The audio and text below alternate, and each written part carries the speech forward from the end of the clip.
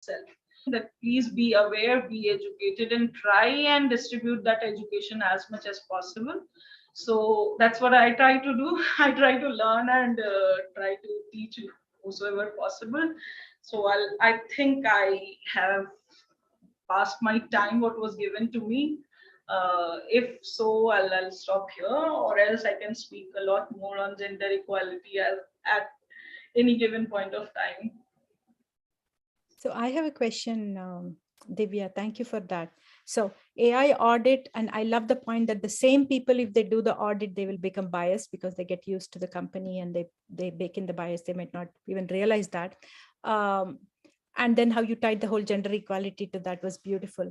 So is there, if we are not thinking of gender equality, we are talking about general inclusiveness for everyone.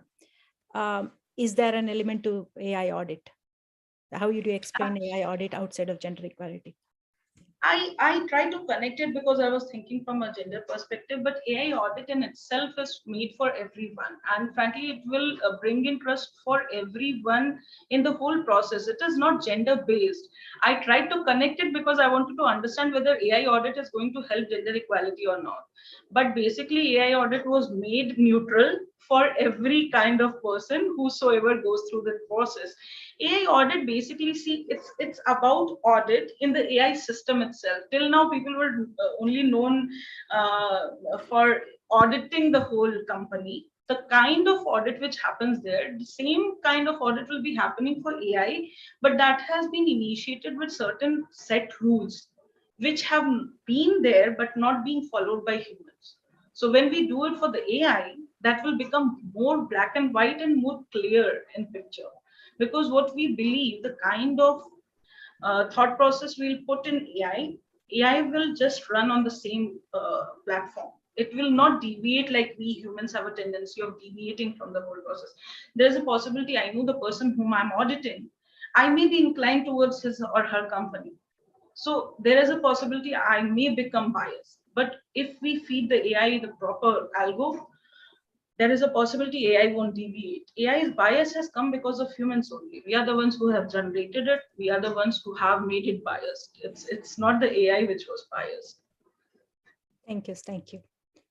The one thing with bias is, as part of the AI ethics class, Susanna teaches about so many different kind of bias and how some bias has helped us survive as humans, and some bias is here to stay with us. So we might not even be aware of the bias. So I realize many of the times, even related to gender equality, or many of the biases that you feel, at least the ones I have come across, it's very unconscious. It's not like they want to discriminate and put down somebody, or not, even mansplaining. When people talk over you, they don't even know they're doing it. And it's very hard to change the reality to have that conversation in that sense. So when AI brings all that into its data, it's either going to create a continuation of the world that we have with all its biases, or kind of accentuate the bias with the feedback loop and make it worse. So You'll be surprised to know and hear the educated ones being more biased than the uneducated one. I can tell you that with experience. And it's not about only the biases which are there to live in with us, but then the problem is the moment we are born, we start seeing the bias. So we feel that becomes our reality, but that's not that. We have to understand the kind of biases which we have to come out of. Gender is one of them. You'll be surprised to know I was talking to one of the Nobel laureates. He is an economist, and I asked him, what do you think about how economics is being affected by gender non-equality? He was like, we never thought of. So I was also surprised. But then there are times we just don't think about it. yeah. So it's like Yeah, that. I think you mentioned how, in our Supreme Court here in US, we have the first Black women judge. And I've heard about how before they had the first woman who was in our Supreme Court, there was this whole all men running all our laws, and they didn't even realize there was anything different and why women needed to be even bring women as a dimension to have a conversation in the room. And that happens in many dimensions. So thank you for that. Okay, so I would like to add one more thing, one yes. last thing, if you don't mind. Till now, only 2 Black men have been judges at your Supreme Court in the United States. One of them is still there, Clarence Thomas, but then it was really surprising that out of 115, it's only 2 Black men. Yes, I'm a very big optimist. So, I think with the internet, things became more global and there's more conversations, there is more data of everything that's happening, good and bad.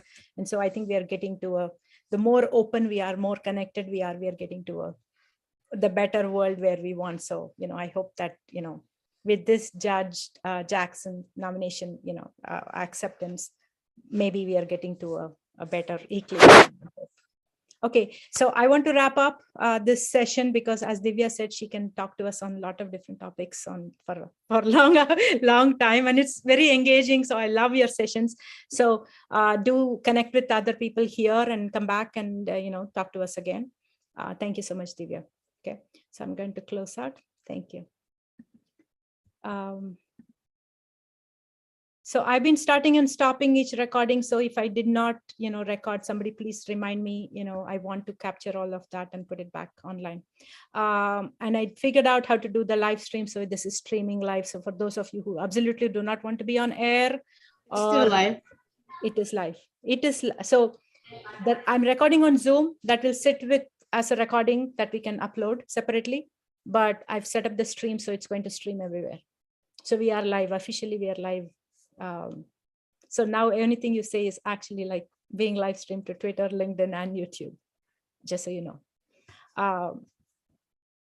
And then the sessions with Divya and Yash and our opening session, I will put that back on as a recording. That's what we were saving it, and we'll put it back online. Yep. Okay, so we are recording. That means if you don't want to be on air, you can go off camera or, go to invisible mode and listen. So I'm going to switch to our next session, and let me bring Paria here. And I'm going to start the recording back on Zoom. So I'm going to do the Zoom recording back and forth. Okay. So here we are on our last leg of live panels on IoTDay. 24 hours, and we are 3 hours out before we finish up the session. And I could not have done this from my end. Everything I did, I know people give me a lot of credit for connecting with you and thinking about this globally and all that stuff. But the logistics of making this happen is like running a conference and communicating with everybody, getting the schedule up on the site and updating the schedules and communicating with everybody, getting their headshots and getting their bio and doing, and then all that could not have been possible without our amazing intern Paria, who's here. And Paria is a high schooler. I let her introduce herself and do a presentation. But Yash was somebody who basically made sure that the communication that you all get on how seamlessly you can watch the stream sessions, how you can come in and get the live Zoom and how it flows between the various systems we have. And Yash made sure that at least there's a better UX flow to it. And so give us feedback at the end of it, good and bad. We want to improve, we'll appreciate that. And Paria maintained our website and the schedule and all the communication and, kept me on check to make sure that, we were not leaving anybody behind when we made this full montage that Susanna did for us with all the women and everything. Paria came to me introduced by somebody I know because she was working on an app for climate justice. And she started talking to me about that in a different context. And I realized when we were doing this, we are talking about how to take ideas and innovations that we want to bring and build it out into technology or bring it into the technology world. And there is a dimension on how you start from an idea to an app. And I thought Paria's perspective on that is very, very valuable. So I don't know what her presentation contains. So it's a surprise for me because she was saying, should I talk about the tech? Because we had to decide, but there is other elements of it on how we had to go from the idea onwards. And I said, the floor is yours. So Paria, the floor is yours. Okay, thank you. Thank you for introducing me. It's nice to see everyone that I've been communicating with over email. So that's really nice to see everyone. So today I'll just share my screen first of all. I think it says host disabled participant screen share.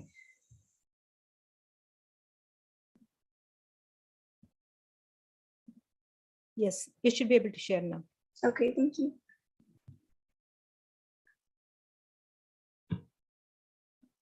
Okay, 1 second, I'll put this on slideshow. Okay, so as Sudha mentioned, so my name is Priya and I'm a high school student in the Bay Area. And today I'll just be talking about how I came up with an idea for an application and how I decided to execute this idea.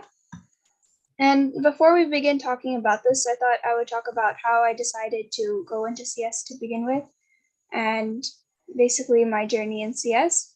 So a couple of years ago, my dad just told me here, he just referred me to some Java videos, and then from there I would create programs on Eclipse every other day, and I just found it to be really fun and enjoyable. So so basically just started off just doing some small things, just creating some small programs. And then from there, I joined some hackathons and competitions such as Technovation, and that really helped me see that this was something I really liked to do, and I found it to be very enjoyable. And also it helped me realize that I want to create something in some way that can help the world. So basically, I came up with an idea, which I will talk about how in this presentation, and basically combines both of my interests of climate change and CS, and I merged these two things together to create this idea. So first of all, for anyone watching, why is it a good idea to develop an app? Sorry, once again, my screen is the placement is a bit weird. Let me change this. So basically, we can potentially reach many people just from sitting at home. In terms of our career, it can help us strengthen our skills and learn new skills as well. It teaches us how to deal with different types of problem solving. You know, when we have a problem, how do we, what are the steps to solve this problem? And as I said in sort of the first point, it can bring widespread change just from at home. So I found this good image to kind of show the stages of app development. First, you have the pre-design, then you have design, development, support. So we'll kind of go through that in this presentation. So first of all, finding an idea.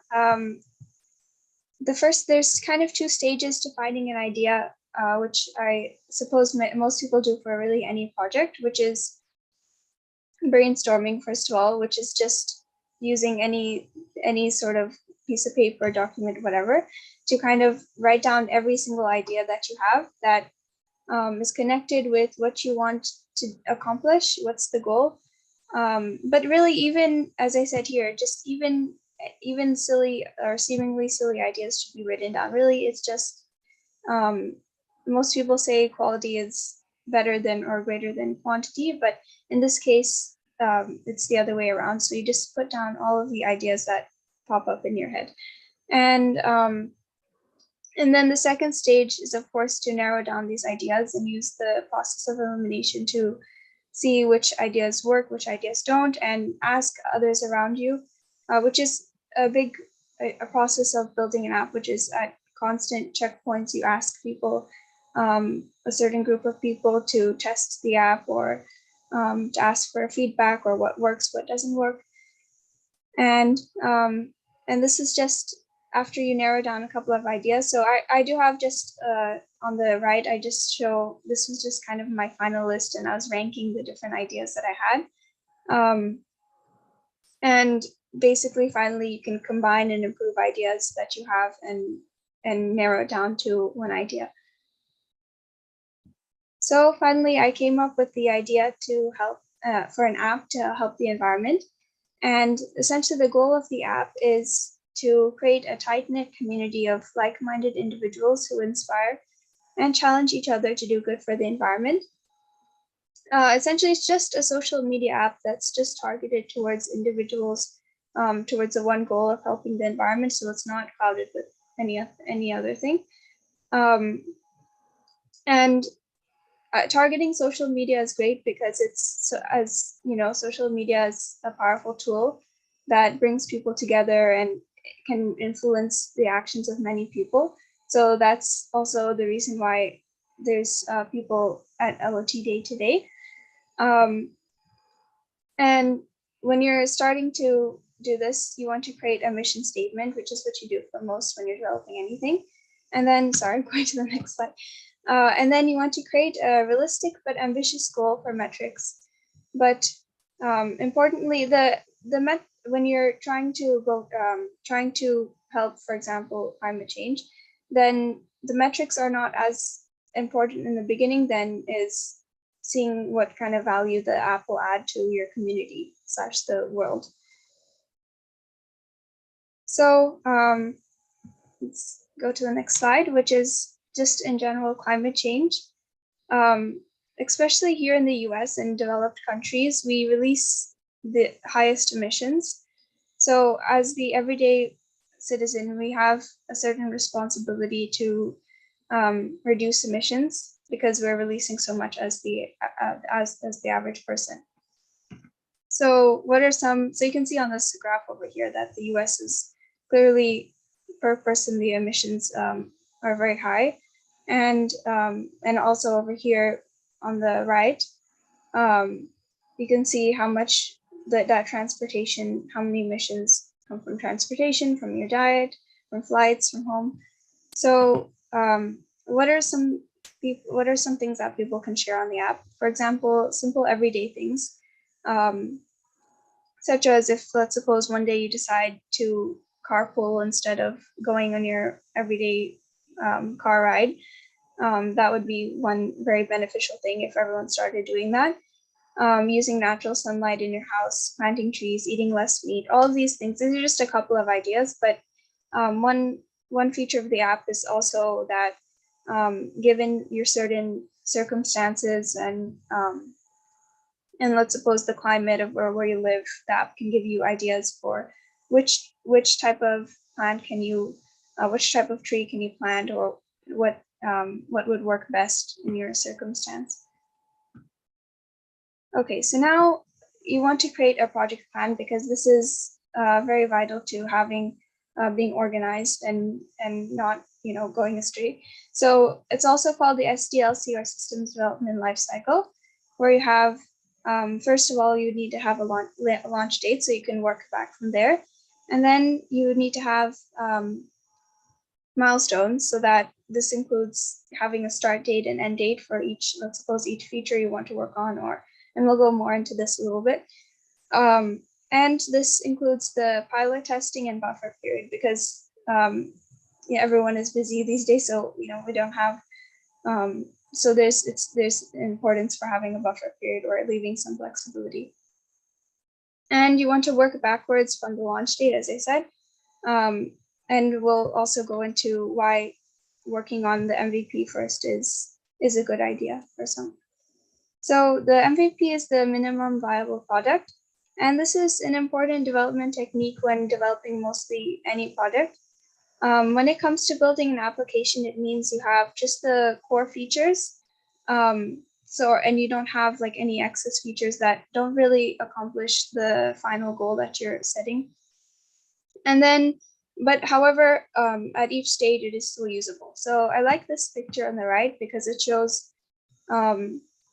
this for Do, what the MVP is, that at each stage it's still something that is usable by the user. So this, I don't know what you call the number one scooter, but that's that accomplishes the goal of transportation and going from one place to the next, versus and then a bike and then I don't know, motorcycle and then a car. So these all at each stage it accomplishes that goal. But for Don't, you have just two wheels and then you have like half a car. That doesn't really accomplish the goal. So that's not what an MVP is. So benefits of this, why I chose to take this path is because first you get great user feedback. It's not one person, the user doesn't, or your group that's testing your app does not have, not clouded with so many different features, and it basically just brings it down to the core features, which people can assess whether, you know, what's good about this, what's bad about this, what needs improvement. It's great if you don't have much time or people. So if you're working by yourself, like me, or if it's an individual project, or if you just don't have much time as well, then it's also great. And then it's also great for big projects with many moving parts. So if you just have an app which is just one form or something like that, then it's not really necessary. But if you have a bigger app that has many different moving parts, then it could be very beneficial. So then after that, I started building a wireframe and mockup, which is just the mockup is on the left and the wireframe is on the right. And basically the mockup is just the more realistic version of what the app will look like. Okay, sorry, just a new notification came up. So I personally used Figma and InVision, just for those who are wondering. And then it's just an important stage for building the UI, knowing what your user interface will look like. So that way it just simplifies the whole process, so you know what you're working towards. And understanding the target audience is also important, because even seemingly small things such as the colors, that also is important, because if your app, you know, doesn't look pleasing to the eye to a certain degree, then nobody would want to use it. And also, for example, let's suppose it's not my app, but let's suppose your app is for senior citizens, and then in that case, you would obviously want to make the text a little bit larger. So it's important to understand your target audience. So now, one question that I asked myself for quite a while was, what framework should I use? This depends on a couple of factors. Would you like to release the app on Android or iOS or both? Let's suppose you want to release it on both Android and iOS. Then I kind of narrowed it down to two options, so React Native or Flutter. I used both for actually a couple of months, and it was kind of a long process of trying to decide which one to continue with. But one realization that I had with Flutter, and correct me if I'm wrong, but the developer community is somewhat relatively small at this point, so it was kind of difficult if I needed help at any stage to do that with Flutter. But then anyway, I decided to go with just Android, and then so I'm working on the app on Android Studio. So then after that, this is kind of a jump, but you just start coding. I just put random code on the right, but the first option is to work on the backend for each screen. Now there are other options as well, but I kind of narrowed it down here. So work on each screen, the UI and the backend. The option 2 is just finish all of the work on the front end and then work on the backend. I went with option 2 because I have more experience with the front end than the back end, but it's up to you for that. And then use Git to prevent loss of your progress, which is important as well. So finally, what are my plans for the future for this app? I would want to expand the app more and add more features. As I said, I'm just working on the MVP right now. So I would want to add games, and this is just a completely random idea, but as I said, this is more of like a brainstorming. Games to teach little kids, so I could widen the audience of users, and so the next generation as well has more of a passion to help the environment. And then opportunities such as just a way for people to join clubs/events. And basically you would put in your location to find an event nearby or start your own event. And then number 2 is to create more outreach and promoting the app more. In my community, there's actually not that many Android users. So I would feel that there's a greater need for more of a global outreach and reaching people of all ages and backgrounds. Okay, I think I don't have any more slides. Do I stop the share? I'll stop here.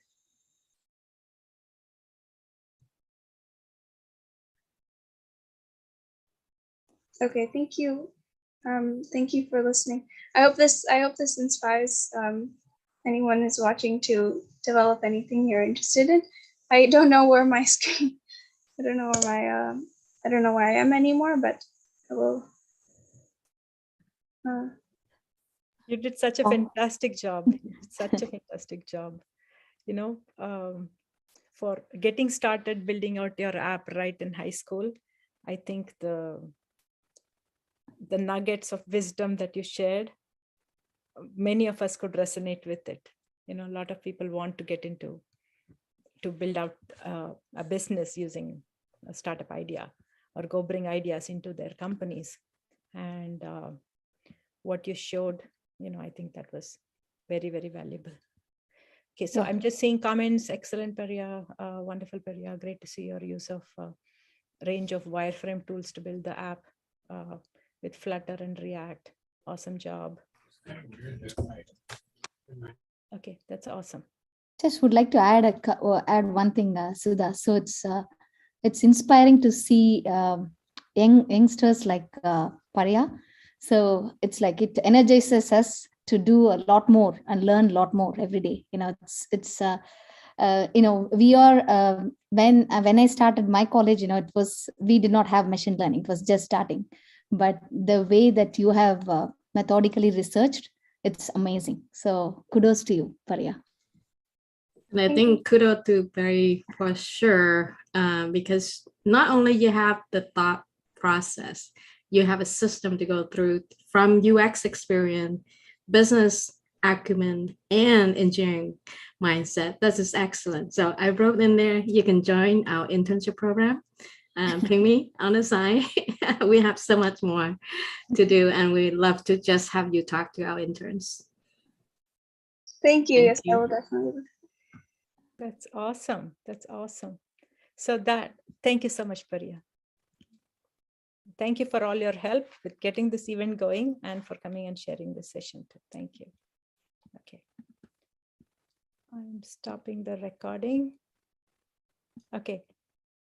We still are streaming live in all our channels. I just went and checked that. So those people who had any confusion about the Zoom or access on everything are still watching us live, and you know, hopefully we will get some interesting conversation going, because our whole goal is not to have like a closed room discussion somewhere, right? We want to make sure that we drive change, and I want, you know, all women speakers out on every possible medium out there. Okay, so I am going to start the recording back because get myself back on camera. Okay, so we started out saying, okay, we want everybody to be part of AI research, and we had Yash set the stage and walk us through the whole 2 research papers and how she went about it. So hope that is inspiring for people to come and collaborate. So those of you who are watching new, I hope you will collaborate with us. First, hope you will feel inspired to come back, watch the recording on what you missed, and hope you will come and know that there is a need for you to bring your lived experience in whatever role you do to participate in real peer-reviewed research, so that, you know, we can collaborate across the globe. Okay. And then Divya spoke to us about AI audits and how there is bias even in the auditor if the same auditor continues on. And then she spoke about AI audit with a gender equality lens. So that was fantastic. And then Pariya has now spoken to us about we've been talking about innovation, and that seems very abstract. And she broke it down very methodically from an idea to an app. So that leads us beautifully to the next segment. And I want to share my screen as a reminder on where we are and how we are going. So we had many women-led sessions all through the day last, the last 21 hours, I would say. And so we finished the couple hours of live so far. And so now here we are at 12 o'clock here in Pacific time. And press the record. I think you're talking with the recording. okay, thank you.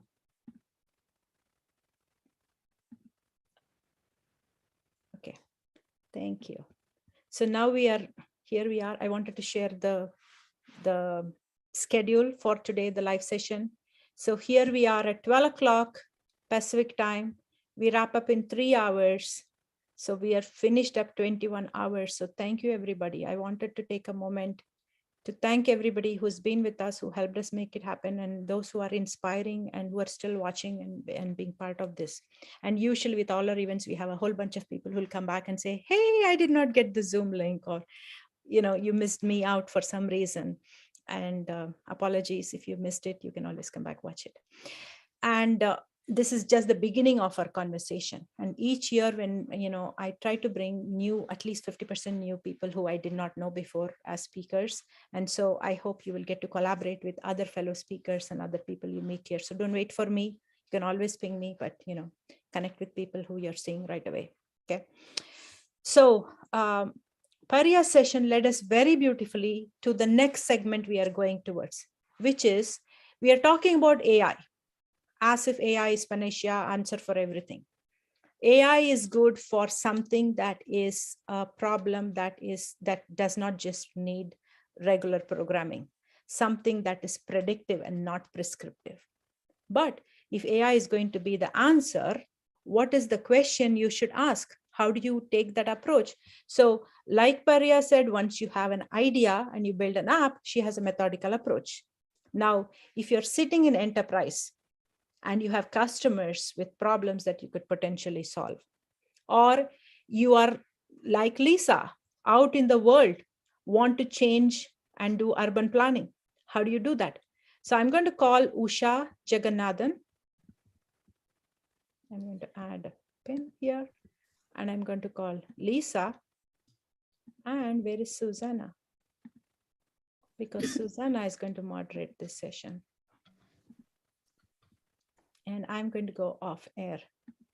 And so talk to us. This panel is solving problems. How do you solve problems with AI? And I want to bring the AI research element in there if you can get there. So with that, I'm going to hand over to Susanna to take this on, and I'm going to listen in. Thank you.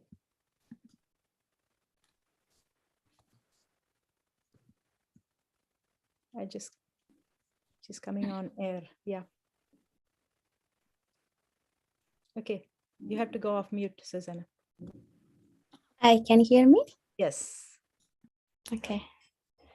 So thank you, Sudha. Thank you for the introduction. And I'm really happy that I'm going to be moderating the next panel with Dr. Chitra Dorai and Usha Jagannathan. I know Usha Jagannathan as, she is the queen of hackathons, as far as I know. She knows so much about the innovation space, so much about helping people bring an idea to an app, just like Paria was describing just now. And Dr. Chitra Dorai, from Sorry, Chitra is not here. Chitra is going to be joining us at the next panel. So sorry, change in plans. Okay. We have Lisa Beta, who set the stage for the day with kindness in urban planning. She's going to be here. Oh, I'm so sorry. I was off camera and I didn't hear that. Yeah, Chitra is going to be in our next panel. Okay. Yes, thank you. So Usha and Lisa, of course. And Lisa's panel, I was just, before the event started, I was just starting to listen to half of your, introduction on kindness in urban planning. So amazing, so amazing. So, I'm so excited to, moderate this panel with two geniuses here, and both of them coming from two different, perspectives in how AI research should be done within the, innovation space. So with that, I would like to welcome both of you here, and let's go, Lisa. Let's start with you. Thank you very much. I am just blown away by the work that we've got to hear about. It's incredible. So many remarkable women doing remarkable work. And when I was asked to be a part of this panel, the first thing I actually thought of was one of the projects that we were doing in AI, kind of as an experiment internally with our team. And we were creating a chatbot using Lewis. And the goal was to create this chatbot that would help immigrants be able to ask this chatbot in any language for where the closest hospital was, or where was the closest food bank, or whatever kinds of services they might need. And we were part of an entrepreneurship program at Stanford at the time. And our COO was there, and they went through the whole design thinking process with the way we had designed it. And we named the chatbot Mira, which means to look in Spanish. And in all of the feedback that came back out of all of that process was that it sounded exactly like migra, which is immigration authorities. Which was the actual opposite of what we were hoping for. We were wanting to create something that people would feel safe asking on their own, so that they didn't have to be fearful of an authority and be able to still get help. And in our ignorance of how it would be received, because we had not done proper research, we were going to name it something that would have actually alienated the population we were looking at. And so I love being a part of this panel because I think that we often get an idea and we just want to run and we want to just make it happen. And the truth is that if we're not doing the right research and if we're not asking the right questions, whatever we build will never solve what we thought that it would, because we weren't intentional with our research and inclusive with that, rather than just the design and build. I think, I am somebody who works in the space of, defining constructs. I believe kindness as a construct should be defined along with slowness. I think you have to slow down to be kind. I like that. You cannot be kind in a fast way. It's not possible. So slowness is part of the construct of kindness. But slowness is, as I have learned in the tech industry, is not part of the innovation space. But I disagree, but I would like to ask the expert in that space to come and answer that for us. Usha, we can't hear you. You're on mute. Yeah. Susanna, come again with your question. See? So, we were talking about how slowness is a part of the construct of kindness, and how slowness is not actually seen as a part of innovation. So what do you think about that? I disagree with that. I think slowness should be a part of innovation space, but what do you think of that? So, thank you. Yeah. So slowness should be a part of, but at the same time, since it's innovation, we are looking at accelerating innovation. And because we are doing, we would be doing proof of concepts and trying to see how we take this product to materialize it and beyond. Failing fast and learning from it would be the, I think is the mantra anywhere you take it, like any technology innovation space or innovation lab that's out there, that they make sure that you fail fast and learn from it and quickly put together. If you want to re-engineer some of the things what you have on that on the experiment what you're doing, so that you can demo it in front of the leadership to see whether this is a viable product to go with. So yes, slowness could be taken into account, but it has to be done like it's kind of goes in hand, because when people say when you say slowness, it's like more when you're going with the methodical approach and making sure whether we have everything in place in order to create this prototype. But rapid prototyping is the key thing. So we have to make sure that is there in order to see, because you do not want to end up doing one POC for 6 months. You want, or 1 year, right? You want to see like, okay, because especially in an enterprise, they want to see more POCs or built. So maybe not all POCs would be productionalized, but you want to see that, okay, out of that, what I am taking and then going to productionalize it, and how that is going to help facing the clients or facing the internal stakeholders, whoever it could be, the end users. So failing fast, I understand that, but learning from those failings is what is now missing in the industry. I feel like they don't take the time to learn from the failings, all the learnings from the failings, before they move on to the next phase. But she brings an interesting viewpoint of kindness into the whole process of planning itself. So what do you think about this, Usha, when she that when Lisa is saying about kindness and what I was saying about slowness being wanted to this? What about learnings? How do we incorporate learnings in such a way that it does not impede innovation? It does not impede what you said as, taking 6 months or more to build a, POC, which is not ideal at all. But how do we do that? How do we build an ethically viable product? Sure. Yeah, I would like to reference this paper. Just came from just most recent article that published day before yesterday, my article.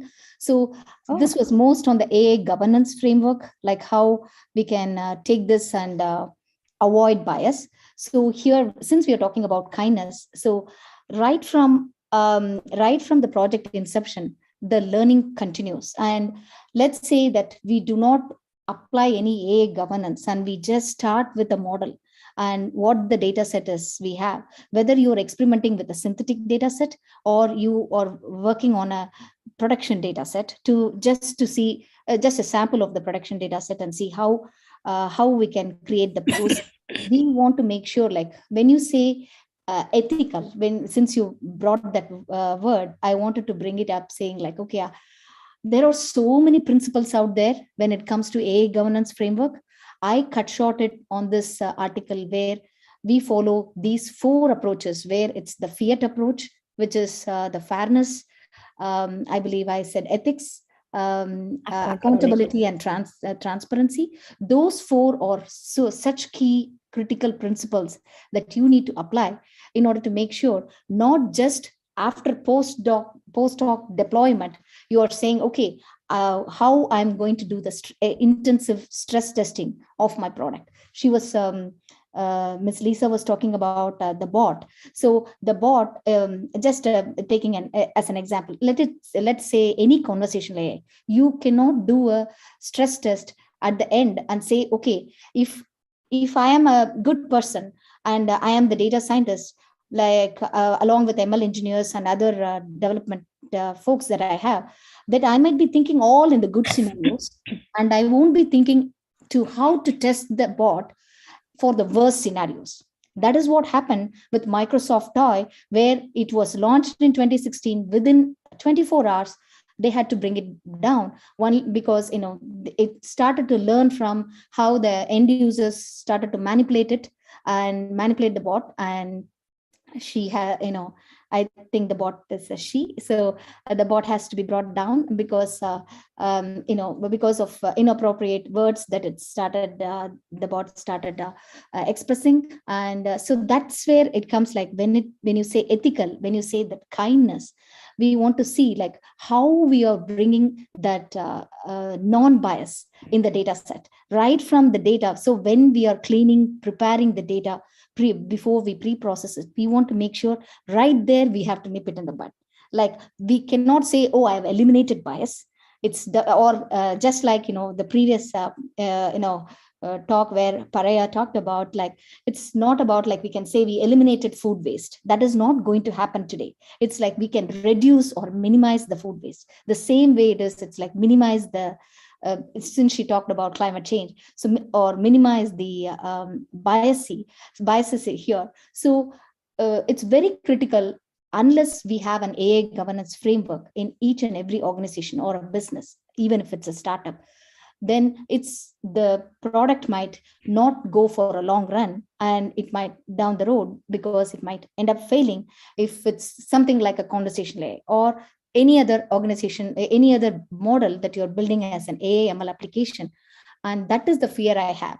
And that's why, how critical it is an AI governance in order to apply for any application that you take that needs AI as a component. So Lisa, Sorry. how does kindness come into the whole framework that Usha just now laid out, which is fairness, ethics, accountability, and transparency? I sort of feel kindness comes in transparency, but what do you think? I actually think kindness is in all of it. And it's about understanding that our motives may be right, the outcome may be wrong, if we actually aren't taking the right steps. And I love having a framework like this that does take into account fairness, transparency, ethics, accountability, because it does testing across a multitude of concepts that maybe aren't our own personal reference points. And we all have bias. We all have inherent bias. We all have learned biases. You're never going to get completely unbiased data. So there has to be an understanding that there is going to be that foundation that will be as clear and clean as possible. But understanding that every design decision that you make, it's not just about what you add, it's about what you don't add. It's about what you leave out. Those are the things that really drive kindness. Even in the apps that we built for cities, when we were developing mobile apps, the one thing that I love about building for government is that government has the imperative to serve all. And so even if you build a mobile transit app that can do everything on the fly in your hand, buy a ticket, track the train, tell you where to get on and off, the city still is required to take cash. They're still required because there are unbanked riders that will never be able to use that app because they don't have access to that type of monetary exchange. So understanding that what you design won't serve everyone because of that, but trying to be as inclusive as possible. You can actually, we design for people who are blind. We design for people who have mobility concerns. But you can also make very tiny adjustments that make your user interface so much more comfortable for someone who has autism or ADHD or anxiety.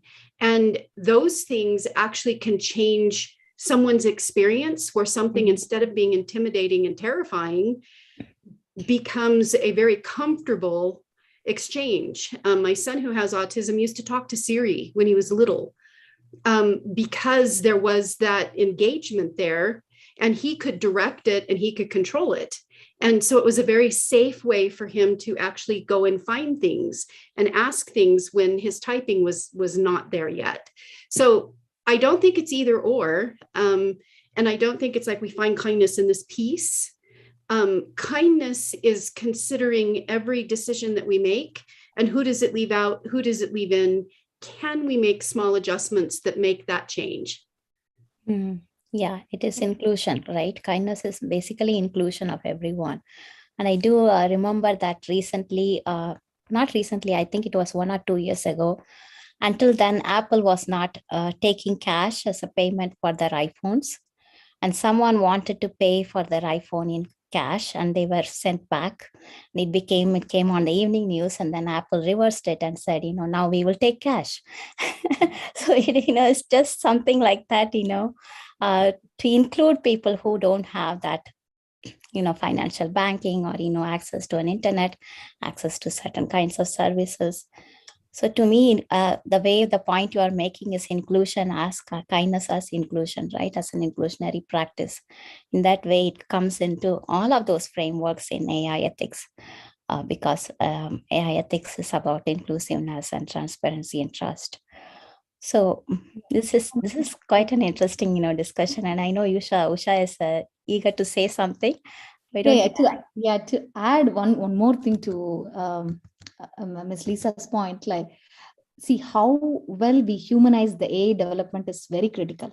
When as we are talking about inclusiveness, the kindness, and user-centric should not be an afterthought when developing the technology. That she well said in her statement. So that's something I wanted to mention, because user-centric is always, we leave it out. Oh, this is after my deployment, I will think about that. It should be like in every step of the way, right? So that's what I wanted to add. Yeah. So great examples, Lisa. So really happy to be with you. Yeah, definitely. I mean, it's so much to learn in terms of urban planning and how, in these concepts of, accepting cash or, accepting certain methods and, ways to communicate. And your story about your son interacting with Siri, I mean, I am a little bit averse of all voice assistants because of the data privacy concerns. But then I know there's another side to it in which there are communities like your son's community that, are very much reliant on technology like that. For them, this is a major boon. And I'm appreciative of what Alexa and Siri are doing for those people, helping them navigate and giving them a sense of independence, which is what everyone wants. And I think dignity, kindness, everything, comes into that, a person feels dignified when they are independent, when they are able to achieve things on their own. And that is also kindness if a technology can afford that. Mm-hmm. And I think Usha mentioned about Microsoft's day. Everyone says it was killed in 24 hours. I want to correct that. It was killed in 16 hours. Oh, it didn't even last 24 hours. Okay. And it didn't learn how to be kind. That's basically the whole point of it. It was very unkind. Yeah. But there's something interesting about that. When it was released, there was an entire group of people on Reddit who looked at it and said, okay, let's see what we can do with this. Let's poke holes in it. And the truth is that everything that we're designing, we should be doing that.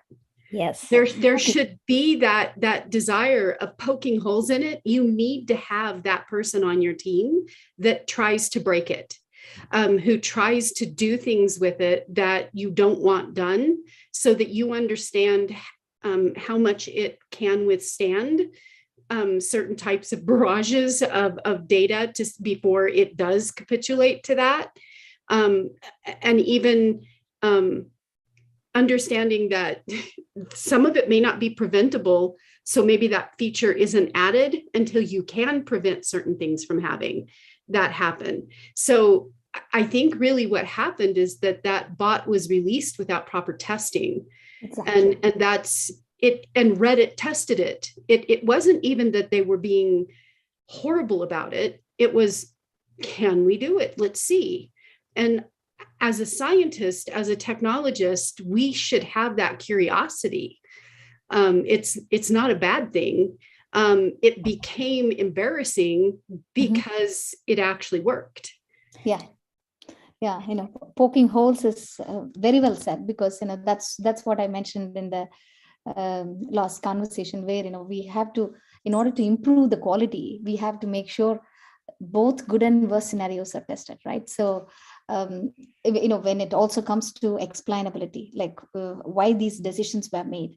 And I also heard, thank you for correcting on the hours, Susanna. I also heard that TAI did not provide, instead of fallback response, if the bot did not know how to answer, rather it was more manipulated, right? So we have to act like a good cop and bad cop, and make sure we test on either side and see, okay, it's well tested, thoroughly tested before we deploy it into production. So that's the key. Yeah.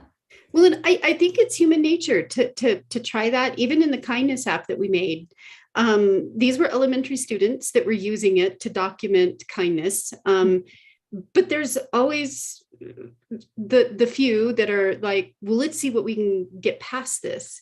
And so they knew that we already had it set up to block certain words, because they'd already tried that and got those quarantined.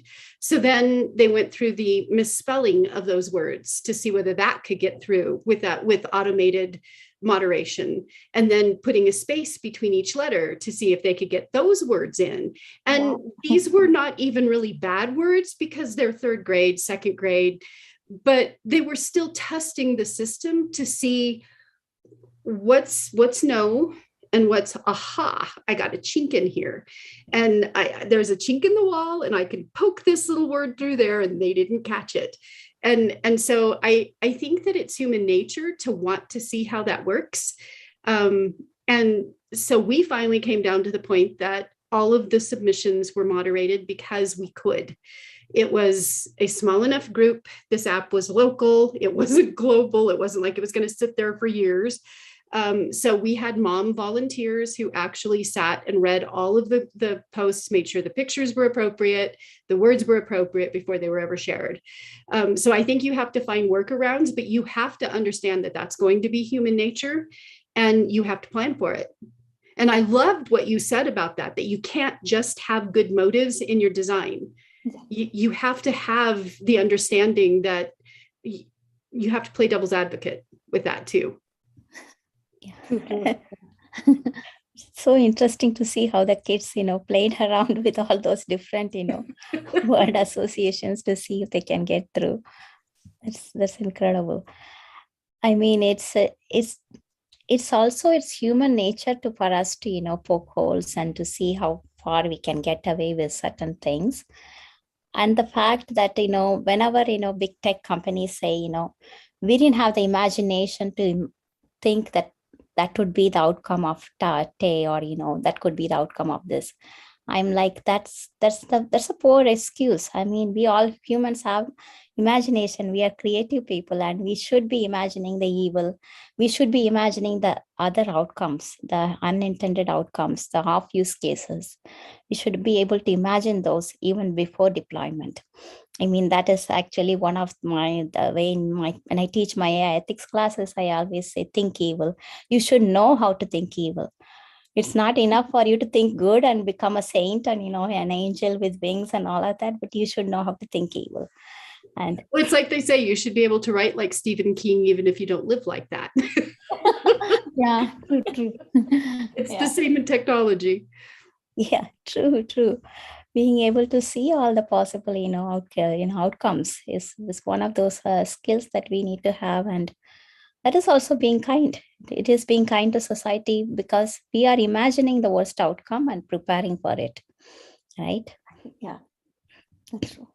So how would you, in the process of building an AI for a customer, both of you can answer this. How would you incorporate all of this? And what are the 5 points that you will give to someone? Just a general, somebody asks you, how will I build an AI system, an AI product for a customer? And I don't have time to learn all of this, but just give me a few pointers, 5 points each, 5 points from Lisa and 5 points from Usha. Lisa, would you like to go first? Or I can go. That's fine. I can go. You just spoke. So yeah. How you can build AI that will satisfy the customer needs, right? So that's what So when I wrote this article, and since it got published just a day ago, so I started getting comments from my colleagues, from whoever read it, and said like, okay, you have now provided the framework, like conceptual framework. So how you think this is going to you're going to apply it, and where you can say this model would be fair or not fair? How are you going to address that, right? So that is the next step. See, in an article you cannot address that, but what I'm saying is, like, when we are shipping it to a customer, or whoever the end customer is, we have to make sure that the 5 key points when you are talking about, definitely the first thing is look into the data set and make sure, we cannot right away, as soon as you get the data set, you cannot determine whether it's a balanced data set or not. You have to do the work, preliminary work, in order to make sure whether the data set is imbalanced, or do we need to balance the data set? Do we need to provide any, is it like a synthetic data set? All those things come into mind. And then we have to make sure that that is taken care of. That data set is the critical component, because data is the one that fuels. The second thing, what I would suggest is, like, in a development team, where I mentioned about earlier, like we have ML engineer, we will have definitely data scientists, we will have software engineers, because we are building an application that will also have UI, backend, middleware APIs. And since we are building an AI ML application, so we want to make sure that all of these people, not just the data scientist or the ML engineer, is aware of how the AI part is, AI model, the algorithm is being built. The software engineers also should be aware of it. They don't need to become a data scientist, but they need to be aware of how the target proposed architecture is. That is critical, because unless you have some knowledge on the architecture, then you cannot say, oh, I am the tech lead, I'm going to run this model. And unless you have you do not have, as I mentioned, they should have enough knowledge in order to make a suggestion or a recommendation as they go by in the development process. And that is another key thing that I feel that is critical, because that skills assessment, when we know that this is the target architecture that we are going to go with, and that the entire team has that knowledge. And the first thing, I said about data set, and then the knowledge that we need to have. And then we need to make sure, like, okay, right there, we need to start applying that AI governance. I've read from many articles out on the internet, like and many organizations now coming up with somebody called AI governance officer, and who is not coming at the end of the, like, when we are going to do the deployment, or when post-hoc deployment happens. The AI governance officer, like however you name it, that person starts from the project conception happens, analysis that happens, and go through until the end, in order to make sure that in every step of the way, are we detecting the bias during the data preparation, and how are we going to train the model. And we can like during the training model, that if there is any bias, that person could be able to intervene and say, like, okay, have you evaluated the degree to which various type of bias are present in this model? How can we go about looking into that? And that is the third thing, where we employ that AI governance. If there is no such role there, somebody should be as introduce themselves as that, and in order to monitor from that development team, to make sure that they act as an AI governance person, in order to make sure that is taken care of, so that whether it's they are explaining the overall model behavior or making an individual prediction, in every step of the way they are able to detect any bias or detect any drift in bias, so that the model is trained over time. And that is critical. And you said 5 points. The fourth one, of course, the fourth one is, we need to make sure that the development happens like in a steady pace, where all organizations use agile methodology. The agile methodology is key, because we do not want to get once in 15 days an update. We want to make sure we follow the sprint cycle and have that quick update. And every step of the way, not just the AI governance should talk about how we detect bias, how it has transparency, accountability, everything. But the key component is how obsessed are we, how customer obsessed are we. That is very critical, because we are rolling out that product for customer, right?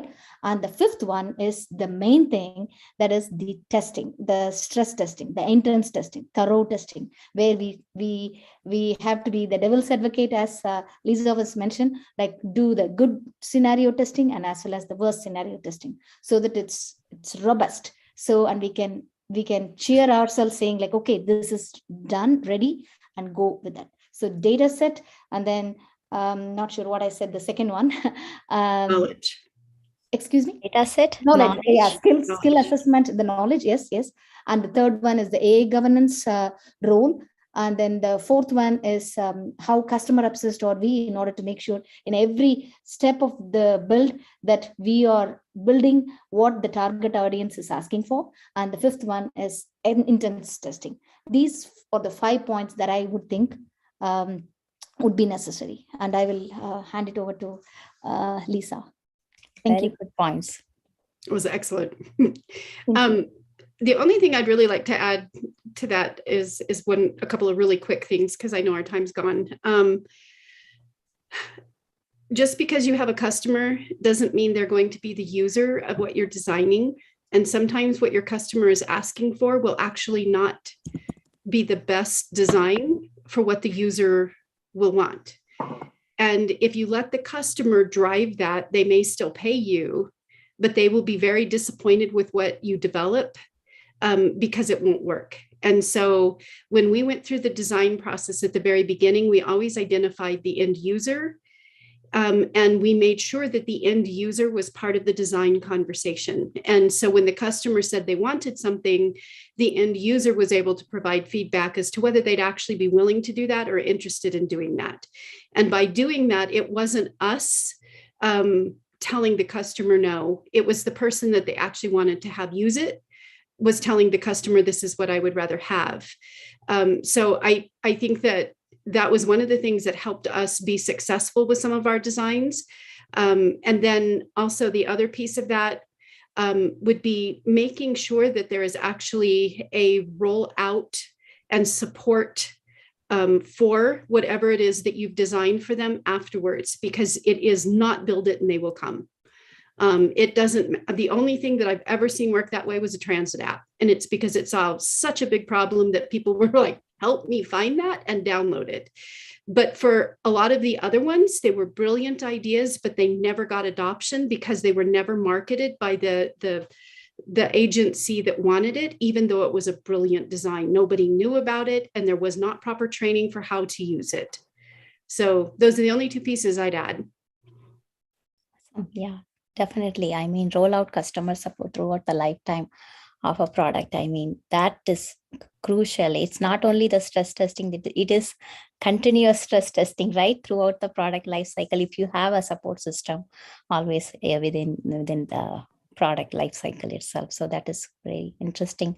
You added two great dimensions to Usha's excellent 5 points. Thank you. Thank you both. It's really awesome. I learned so much from both of you. Oops, Lisa sent too fast. Thank you. Thank you, Lisa. And thank you, Usha. Thanks for joining us today. Thank you so much for inviting us. Thank you. This is fun. Thanks. Thank you. Let me hand it back to Sudha and Roxy. So we have Dr. Chitra back here. She's going to be part of our next panel that we were talking about. But we've been going on continuously and it is lunchtime here. I don't know about lunchtime for other people. So would you like to take a short break and then come back in half an hour and we can resume? What do you suggest? I'm open to everything. Because it is also time. Susanna can go all day long. Hey, Roxy, everyone, I picked my timing, so I'm between. Just about you're all breaking for lunch. I wanted to take a quick sneak peek into the panel. Yes, we just had an awesome panel with Usha and Lisa. I mean, they're both, bring such amazing perspectives to the whole innovation space and AI research, kindness and inclusiveness and frameworks, agile frameworks, which is what Usha was, stressing. So great, panel discussion. I'm glad you're recording. You can all go back and listen. Sorry, I'm cutting somebody off. Susanna, great questions that you have for the panel. You actually get them answer all the important points. And not only that, you're not just one or 2 points, right? You said 5 points. And that's important for anything we do. Right. Yeah. I have to think through, am I giving all the right points? Not just because she said 5, So thank you for moderating. Yeah, the reason I asked that is because I study a lot of frameworks, and everyone has frameworks now. And Yes. everyone gives this, hierarchical frameworks and, very high level thinking. But at the bottom, somebody who's starting out, they cannot, relate to those frameworks because they are too high level. Something we need like a points, a few markers for us to get us started. And that's what I wanted. I always ask anyone who has developed any framework that question. So you also got into that. No, yeah. That's a very valid question, because then people upcoming in audience who are into the AI path, then they will be able to learn from it. So, and apply that. I think we sidetracked what Sudha asked us, right? So I think we should take a break. Well, anyone who wants to go take a break. I just realized, sorry, Susan, what were you saying? No, I said anyone who wants to take a break, please do. That's fine with us. Yeah. We will wait for you. So the reason I'm asking is, I'm very, very particular about, I want people from everywhere, from around the globe. And then, I noticed that Ruth Danuta was here till her midnight in East Africa. And I'm seeing some new faces. I don't know where they're coming from. If people are coming from Pakistan, I saw some people, it's late for them too. So I'm just trying to be sensitive. So if we kind of wrap up and then now we wake up the US population and they're coming up, and we have more East Coast people here, then we are going to have a different kind of discussion. So I was just thinking, if it is worth it to, continue on. And I had a discussion with Dr. Chitra Durai about whether she wants to be in this panel or the next one. I had the exact same conversation with Vusha, whether she should be on this one or the next one. And I wanted it to be two distinct panels, topics for a reason, but I think they could, very well be continuing this discussion and, into another dimension. So I was just wondering if we could just add Vusha into this. I mean, if she could add Chitra into this discussion, and then, move on to the next panel and then wrap up. That way we don't need to, take a lunch break, which is very specific to me and Roxy's and time zone. Yeah, I think we are moving forward with so much energy. I think just keep going. Yeah, that's you a good see, idea. And we can wrap up. That way we get more of the folks that are here. I agree. Awesome. The one thing I wanted to add was, I want to keep the structure of what we promised, that we have this discussion about building AI, building a solution for business, and then have the separate panel on life of a AI researcher and with a career pivot angle. I still want to do that, but Biff and Susanna is going to continue on moderating that one too. So thank you, Susanna. So I have to warn Dr. Chitra before she joins the panel that Susanna teaches AI ethics, and she's an AI ethicist, and she holds us accountable not just about, hey, you need to do ethics and here is a framework on trust and transparency. She brings a concept of construct, and I did not warn Usha that, because as soon as she started off, she said, okay, we are talking about kindness. Okay, people, define kindness for me as a construct. And she will not stop till we kind of burn out. We cannot speak any more words. And, it's like you have to get it's like you're teaching the computer. I remember I've done this. I used to teach coding for 7th graders. And I would say, okay, you're going to teach a computer to make a sandwich and break it down. And so you can't just say, take 2 bread, and like, what is take 2 bread, right? Take slices of bread and put the jam, and jam could be anywhere, like make a peanut butter jelly sandwich would be the exercise. So like that, she drives us to, okay, what is kindness? What is kindness? Define. So she did this 1-hour exercise of what is movement. And I'm not kidding, I tend to get very excited when I love somebody like some topic, and I kind of, do exaggerate, but I mean it here. In this case, it was not. She did this exercise on what is movement as a construct. We gave that as a homework to our students, and they have not recovered out of it. I'm not kidding. I'm still thinking like, okay, is this movement what I'm saying? So defining movement as a construct, and I think we came up with 18 different business applications of movement that we could, come up with that. So if you're teaching AI to identify movement in an image that is going to become training data, how do you go about that? So that was kind of the movement construct. So she's going to do that to you, Chitra. Now that you're here in the panel, I have to warn you before you kind of join us here, that is kind of her method to kind of get us to not just stay in our tech bubbles, but just be real humans. Just be real humans, and remember that the machine is the other, not one of us. I'm suitably forewarned. Bring it on, Suzanne. It's like, drill down, deep dive, and, even what thought you would have not put into it, you might put it on the fly, so thinking like, okay, maybe there is one other angle to it. And that perspective, I think she evokes it, Suzanne. Yeah. So that's awesome. So I have a question. I wanted to see whether we bring Dr. Chitra Durai here. So we should do justice to her introduction. And Susanna, it's left to you since you're moderating the next panel too. But if you want to, maybe you could wrap this topic. Ask your tough questions to Dr. Chitra on this topic, on where we are going, and then wrap this panel so that people who are coming back from different time zones, when they watch this session is over, and then we open it again as the next one, and we say, hey, life of an AI researcher and career pivot, what does that look like?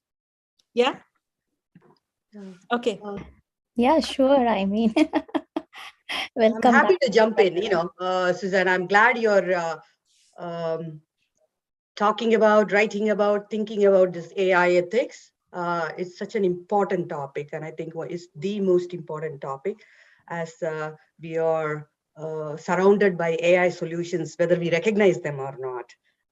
There is smartness in many of the applications we use. So I can share a story, I'll leave it to you. We can do the introduction properly for the, ahead of this next panel, but this is a topic close to my heart.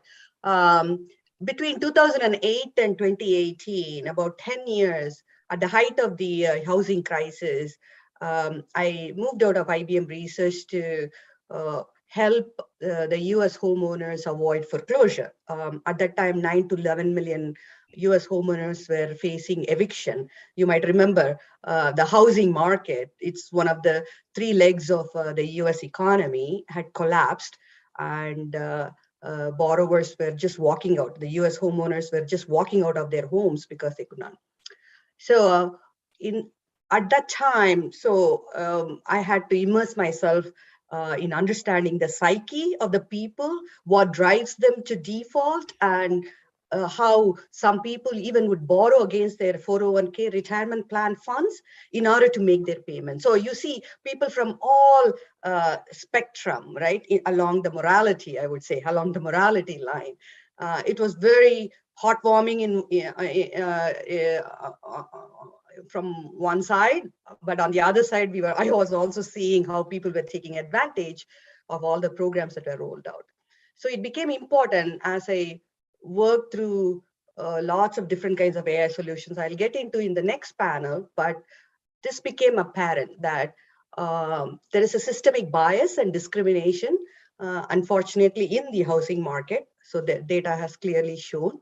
There are studies from Berkeley how when people from certain zip codes apply for home mortgage loans, and how they may get turned away, whereas someone else from a neighboring zip code with the same credentials, same profile would.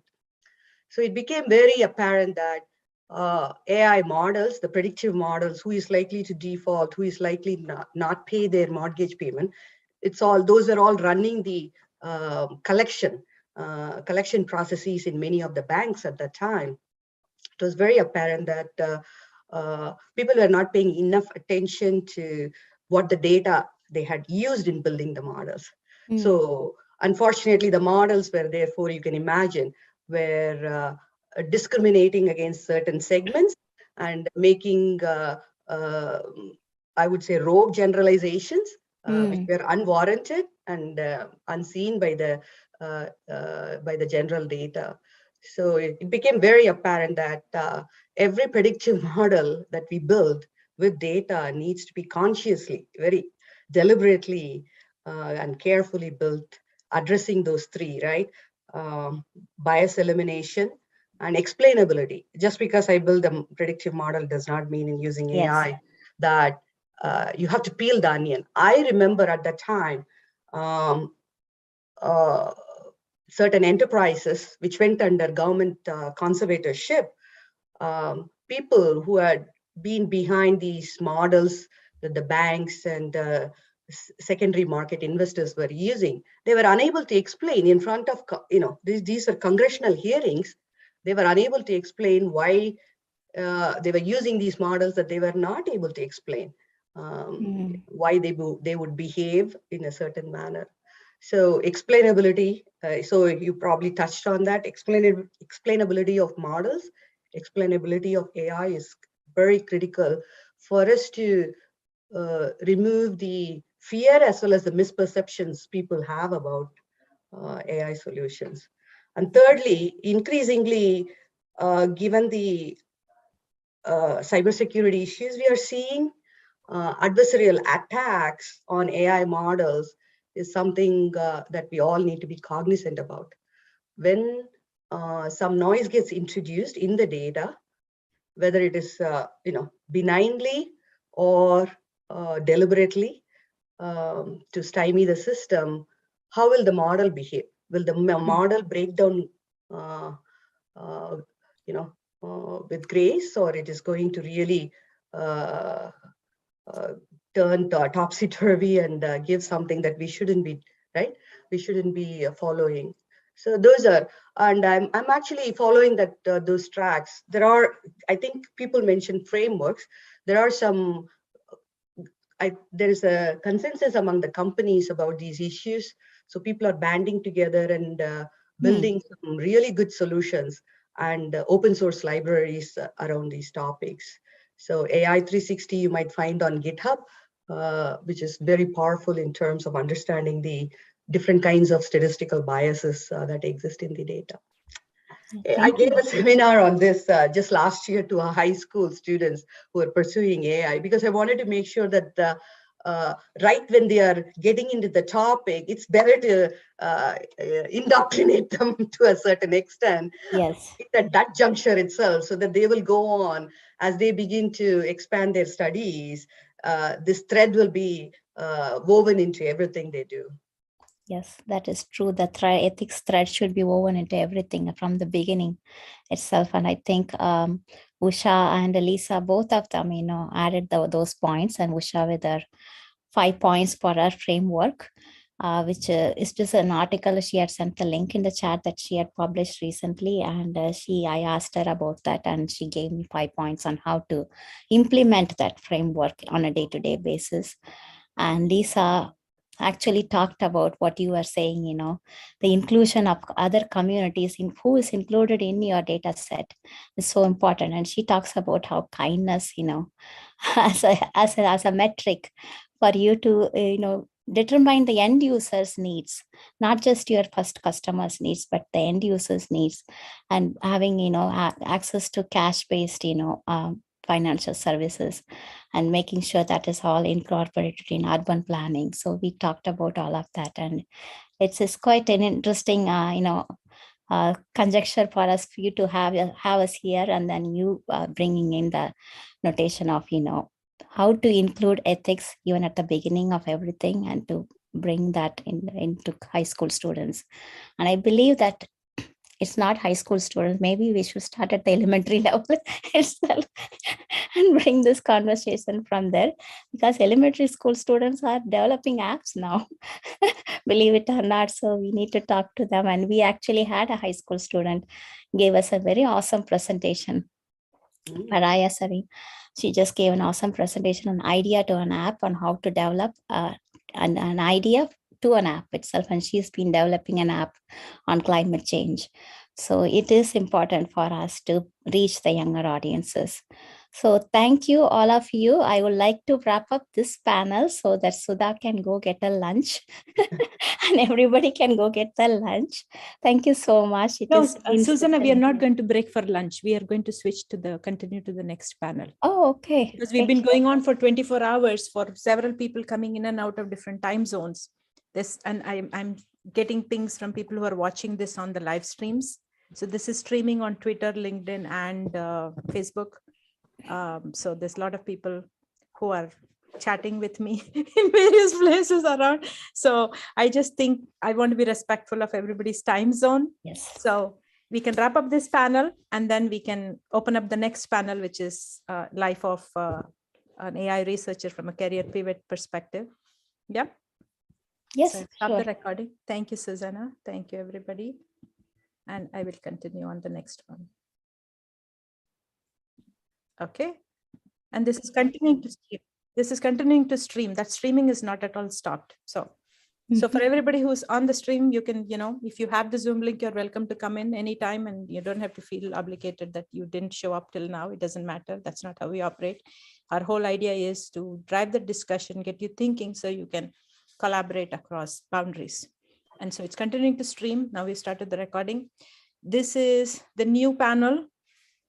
What did I call it? I didn't call it Life of an AI Researcher. I want to go back to what we shared and I give the exact one. Give me a minute.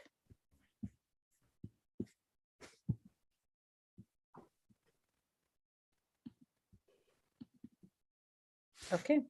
So we called it Life of an AI Researcher. Okay, that's right. So we called it Life of an AI Researcher because I actually literally customized that to Dr. Chitra Durai.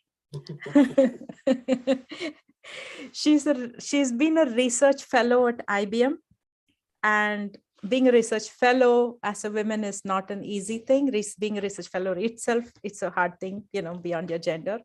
So that got me thinking about, we always go back to this career pivot, because even if people are interested in innovation, people are interested in solving problems or working in new tech or whatever, when people are working in industry or trying to go build this in a commercial setting, there's a career angle to it. So we always have a session on career pivot. So I wanted to leave it back to Susanna to ask you about her own constructs related to this, but let us talk about life of an AI researcher. And my motivation is, since we've been saying for the past 20 plus hours that anybody can get involved in AI research, and you have a place, you don't need to just be an academician. And here we have a research fellow from IBM, and she is an entrepreneur and has her own story on that too. So hope that will help us, maybe we'll understand what does it mean to be a researcher, what does that look like as a job, and then guide us on careers and help us understand, if somebody is getting in, getting out, what does that look like? Yeah. With that, I'm going to hand it back to you, Susanna. To bring in Usha or anybody else in here, I think we can bring in more people if you want. You can call on anybody else here except me. You excluded yourself. Thank you, Sudha. And welcome, Dr. Chitra Durai. I read I'm not familiar with your work. I read last night because Sudha said we are going to be on a panel together. I read your bio last night and I was so impressed. Like you had like 50 patents or something, and then so much research work, and you have dedicated your life to doing research and doing something that is only beneficial for humanity. That is very, very close to my heart, because I do believe that if we are going to spend our time spinning our wheels, making money and doing anything with our day or, talents, it should be something that changes the world for a better place. And in that regard, I'm a great admirer of your work and how you have made that as a life's mission. And I would also like to welcome Usha again, who is an AI innovator, who is an hackathon, expert, and she's many, many things. And she's going to join us on this panel. And both Roxy and Sudha said I cannot call on them. So I see another person here. I I would like to recommend Yash in here, because I think Yash brings a very interesting perspective as in the early stage of being an AI researcher. So I think that'll be a great augment. If it's okay, time zone wise, she's, she should be. Yes, Yash, you are also included in this panel. More the merrier. The more the merrier. So let me start with you, Chitra. I mean, you Life as a Researcher is the name of the title of this panel. But for me, it is important to know how do we spend our life, and what does research mean within the context of our life? As with everything else, I bring it back to the construct of, what is the construct of research? What is the construct of, how do we spend our time doing research? How do you define all of those things, and how have you defined all of them in your own life? Okay. All right. First of all, thank you for inviting me to be part of this panel. I appreciate Sudha and Roxy, and then you, Susanna, and the entire team. You have assembled together this entire 24-hour session, reaching out to the four corners of the globe. And I know how much work would have gone into it. So kudos to all of you for making this happen. So I thought, so before we get into what it is like to be a researcher in AI, I thought I'll tell you a little bit about the journey. I think the journey often sheds light on what we end up doing every day.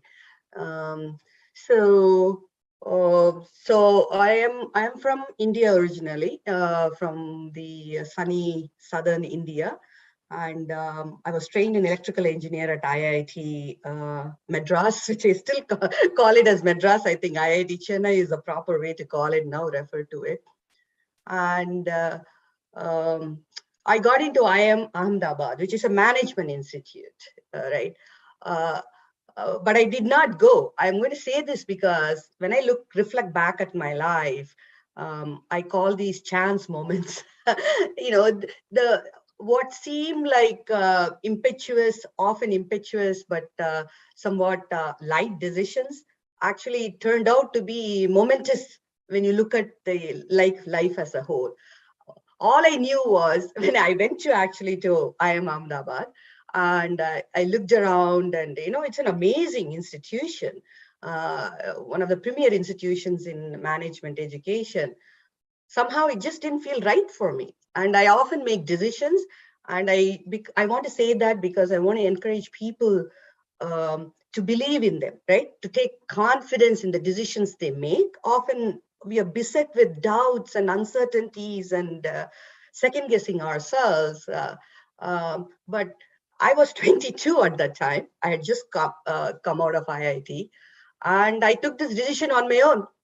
Not for me. I want to be a technical person because I love mathematics and science. That's why I went to IIT, and I was trained in electrical engineer. And I looked at all this curriculum, and I said, so I didn't go.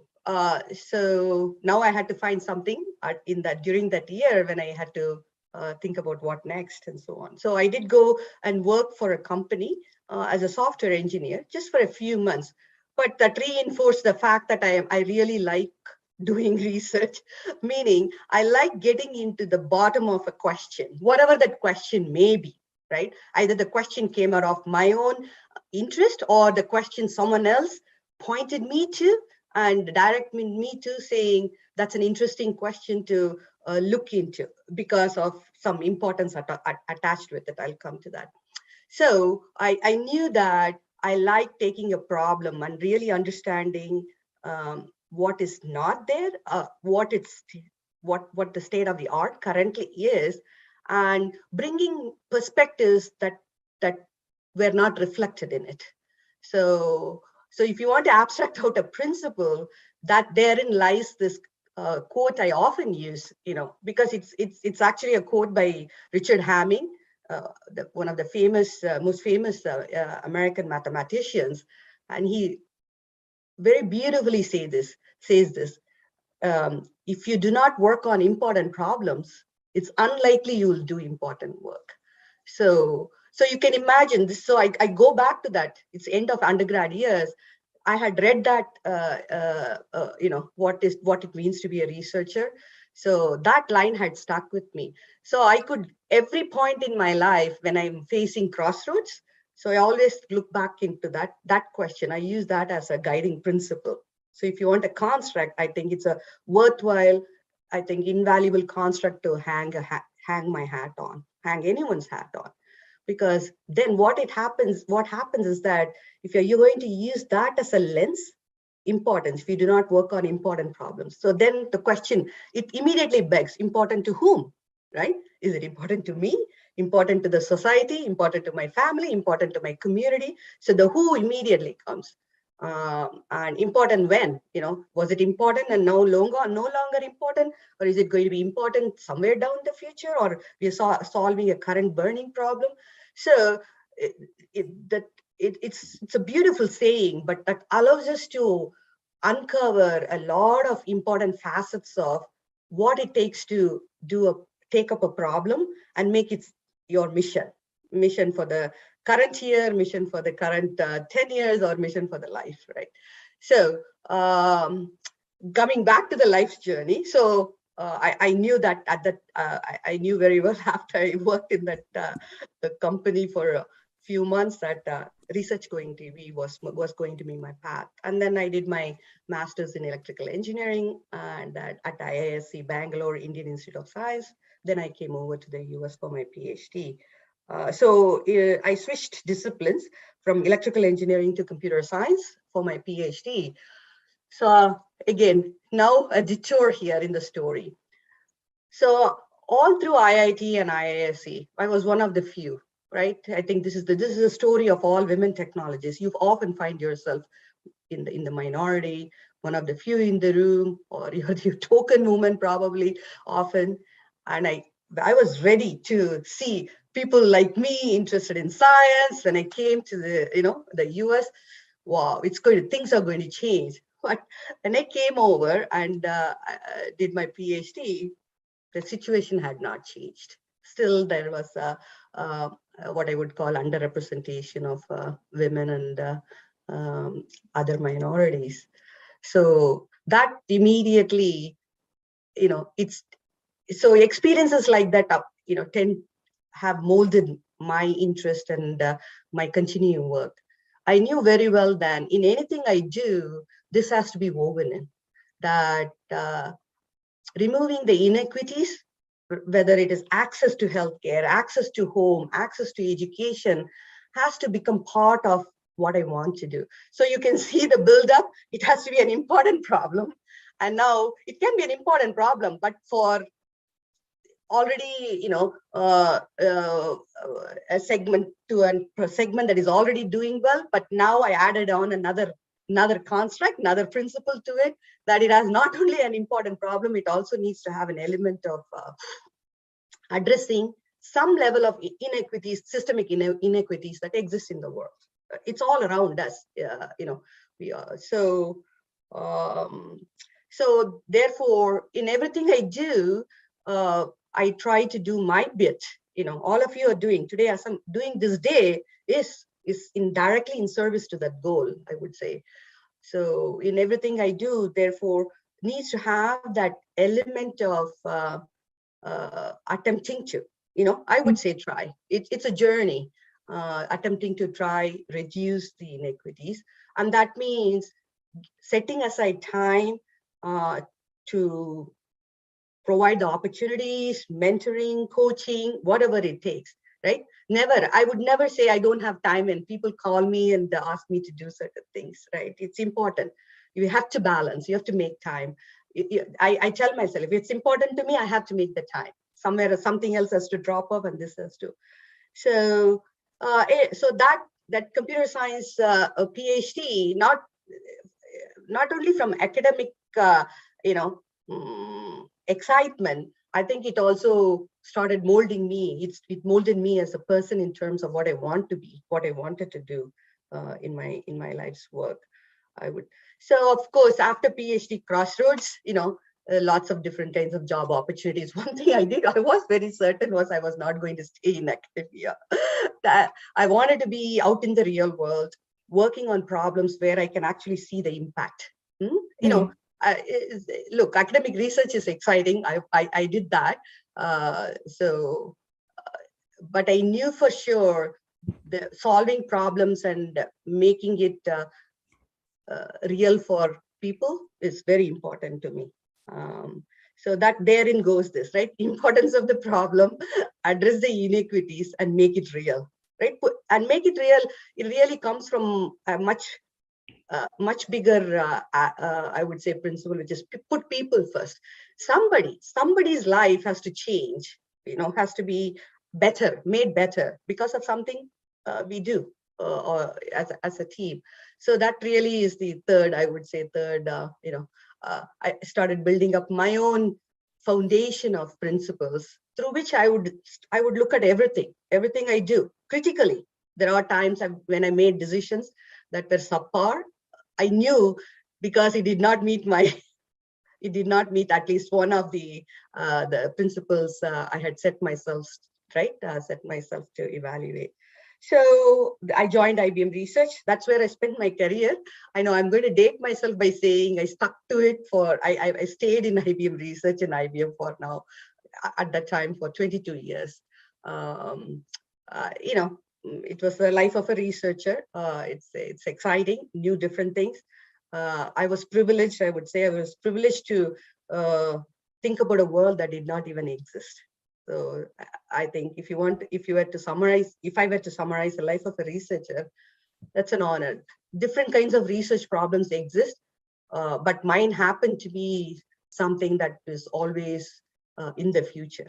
You know, not what the world is today, but what the world can be, better for somebody, important in some way, and important to people. So that's what I did until about 2018. And my mother had been diagnosed with Parkinson's right around that time. So I became a remote caregiver. I was in the US, she was in India. And I went through the rigors of caregiving, albeit remotely. But the imagination as a researcher helps you understand that this is what 16 million or 11 million people who are giving care to their loved ones are going through in the US. So everyone is getting up and doing the same thing I was doing. And I said, there has to be a better way to do this.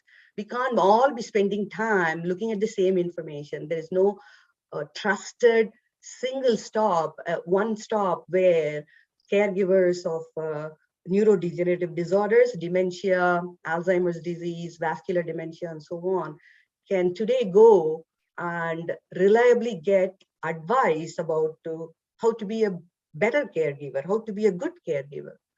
So then I knew, I think I found this part. The second half of my life is going to be all focused on this. So I stepped out of IBM and I started this company, Amicus Brain Innovation, towards the end of 2018, beginning of 2019. So we are about 3 years old, and what we have is really because I was an AI researcher, it just became a natural element of everything I do, that AI could be a very good advisor, a digital advisor to caregivers in terms of how to care for certain problems, how to care for certain symptoms, how to find resources, how to care for oneself, the caregiver's well-being themselves. So in all of that, I saw opportunities to use AI in the right way to change the experience. I think Usha talked about the kindness. That was very important. Definitely kindness became the core principle in terms of designing the right experiences. And also making sure that we can stand by the advice that we are providing, evidence-based insights from the top research labs. It's right. So we can give those guarantees, that level of comfort and confidence in everything the AI provides. So that's what Amicus Brain's offering is. So here I am. So Became from a researcher to an entrepreneur, similar to mine, because I know I also, became an entrepreneur recently. Just looking at, that addressing that problem of what is important and who it is important to, and why we should focus on that, and doing important stuff in our lives, making the world a little bit better place. And as a researcher, when you come into the entrepreneurial space, it's a different kind of thinking, because that is a business side, business development, marketing and all of those things. But as a researcher, you are still stuck in the same, methodology of, asking questions and making sure everything is done in the right way. And so I think even as researchers, we are very good entrepreneurs. I think we bring a new dimension to the whole space. So I would like to ask you about that. What do you think is the most important aspect that you are bringing to the entrepreneurial space as a researcher? The one thing that is crucial that others don't have in that space that you have now. So I one thing in all of the problems I've tackled, in a career spanning now 30 years in AI and machine learning, computer vision, image processing. There is when I look back at all the projects I have done, there is a common refrain I can identify. There's a common pattern, which is one of, I like to bring ideas from interdisciplinary, transdisciplinary. I read a lot, and I think reading helps to understand myself better and define who I am. And I think it helps me to understand others. So I read anything that comes to mind. One day it could be fiction. Yesterday it was a research paper that just got published about a T14 protein, which they have identified as a neurotoxin in the deep isodendritic core. I can chase. I can start in one article and then I'll just go deep into that. That a couple of hours have gone by. I do set aside time to read. So therefore, which means, I'm not stuck to only the things I know very well. I like to tap into ideas that other people have published and then bring them into this, what I would call designing the right kind and the correct kind of experiences, bringing the multidisciplinary talent. That is, I think being in a corporate setup helped to forge that, I would say, collaboration. It was just fascinating for me to, walk the halls of where I was at. And I would bump into a material science PhD and a mathematician and a computer science image processing. And when it's all about ideas, and ideas that change the world, or ideas that removes the friction. The line was long. Could we have done better? Right? So it's constantly you're observing the world and figuring out how things can be done better. So that built in me a good sense of collaboration, I would say. So I loved. That's what I carried forward from research. So all of the research, I don't like there are people who love enjoying being solitary researchers. That's their gig. I love being part of a team where we are brainstorming, and each one, it's a harmony. We are trying to harmonize something that did not exist before and build something beautiful together. So that has I carried forward to the company too. So the other one I would say is, I told you, put people first. Regardless, whether in research or in a company, I made it my principle, I'm going to say this, in my company, no jerks allowed.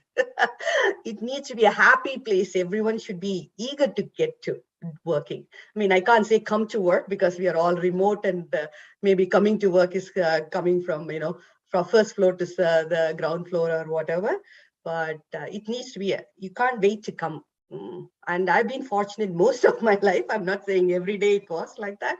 Most of the days, I can't wait to get up and do whatever I dreamt about or whatever is waiting, and I wanted to create the place. So that people first is very important, and I carried forward that into from research to entrepreneurship. So optimism, I think. True. You got to be an optimist in your research, right? Yes, you can be skeptical. I'm not saying, but you have to be optimist. You have to be an optimist to say that the experiment is going to work out. The hypothesis is either going to be validated or invalidated, whatever we are going forward. So I think it's optimism is an inherent element in being a researcher. And entrepreneurship, you have to have loads of it because there are lots and lots of barriers, right? Research is just a piece of running a business. There are lots of other things when one needs to be, you have experienced it. One needs to be thinking about, concerned about. Every day is a different day. I say, I cannot predict what my day is going to be like. New things will come up and you have to handle. So hopefully I answered your question. Huh? Yeah, you did. And it's really, I've been so amazed listening to your journey of how, a life as a researcher and how you have built your whole life on principles and how you come now to this stage where you are an entrepreneur. And you are very right. I believe entrepreneurship is every day you are answering some question. You are on pursuit of some answer. You're trying to bring closer to some hypothesis that you had the night before. So, it is always that. And it's so as a researcher, it builds on our energy. It builds on our natural talents. So I would like to invite our own AI researcher to this discussion, which is Yashaswini Viswanath. She's a brilliant AI researcher. She's a brilliant AI, explainable AI and inclusive AI researcher. So Yash, do you have any points to add to this? So thanks, Chitra, for sharing your journey. And the aspect that touched my heart was the people first and no jerks allowed. So those were things that really touched my heart, because the moment we put people first, I think everything else will fall into place. And the altruistic mindset that we come into research, that we want to do something good out of it, that itself is a driving force. That itself makes us feel, let us do something, and it gives us that faith in us, because we come with this innocent mindset that we want to do something good to others. And I think that aspect really pulls in our abilities. It pulls in our capabilities to do more in terms of doing new stuff every day. So when we talk about research, like how Chitra was telling, every day is a new day. So today we do some experiments, we get some results, and then tomorrow we are again chasing a different problem, or trying to get a new perspective on this problem, trying to collaborate with someone to get the code working and all of that. And so I just want to say that research is all about curiosity and trying to check how our stuff works in the already system that is there. So generally, the other time I gave this idea of a seed and a fruit around it, like the research is really the seed, and outside the fruit when we're writing a paper. And here, when I have to tell, it is about the system. So basically, there is a system out there, and our piece is part of the jigsaw puzzle. So how we can integrate into the world that is already there. Yes, we want to change the world. We want to make it a better place. That is our altruistic mindset. But I think the first step is to understand the reality of what exists there and how we can make a dent in it.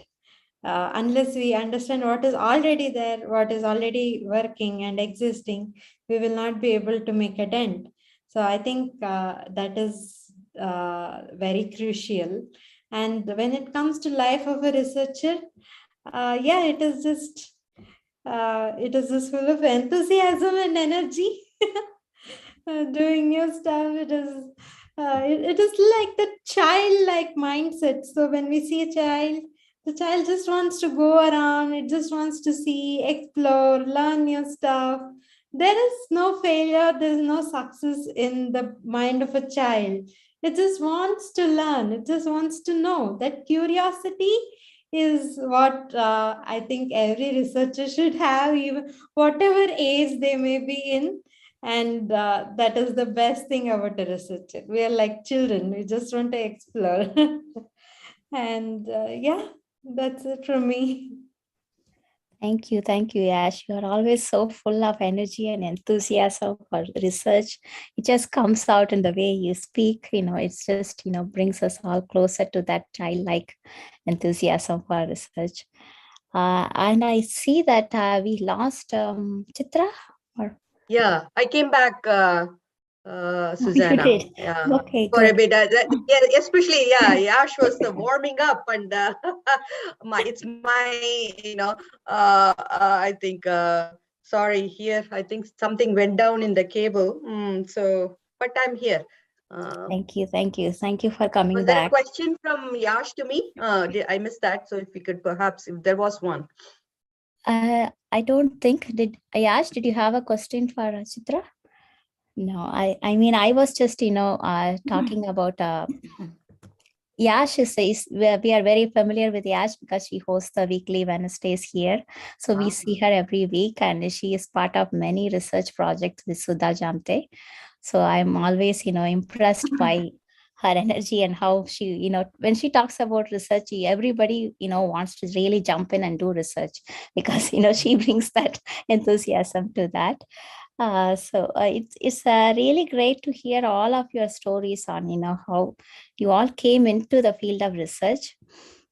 But I want to ask all of you, including Usha, Yash, and Chitra, and we do have someone else with us, Pamila Gupta, who is also an AI researcher, an AI ethics researcher, AI ethics and governance researcher she is. So I'd like to ask all of you this one question, which is, ties into what Chitra was saying at the beginning of, asking what is important.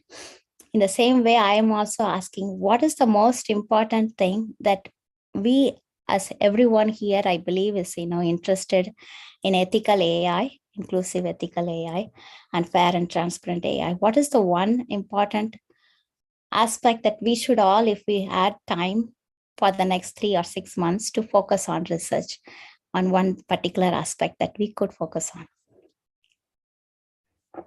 Can we get an introduction to Pamila Gupta and then start with her since she came in? Okay. Yes, sure. Pamila, would you like to introduce yourself? Yeah, sure. I'm sorry I'm late. I'm basically just finishing lunch and it's 4 o'clock here. It's just that kind of a day. So apologies, ladies. It's so good to see everyone. And on this topic, which is really holds so much promise. I think AI does hold so much promise for everyone.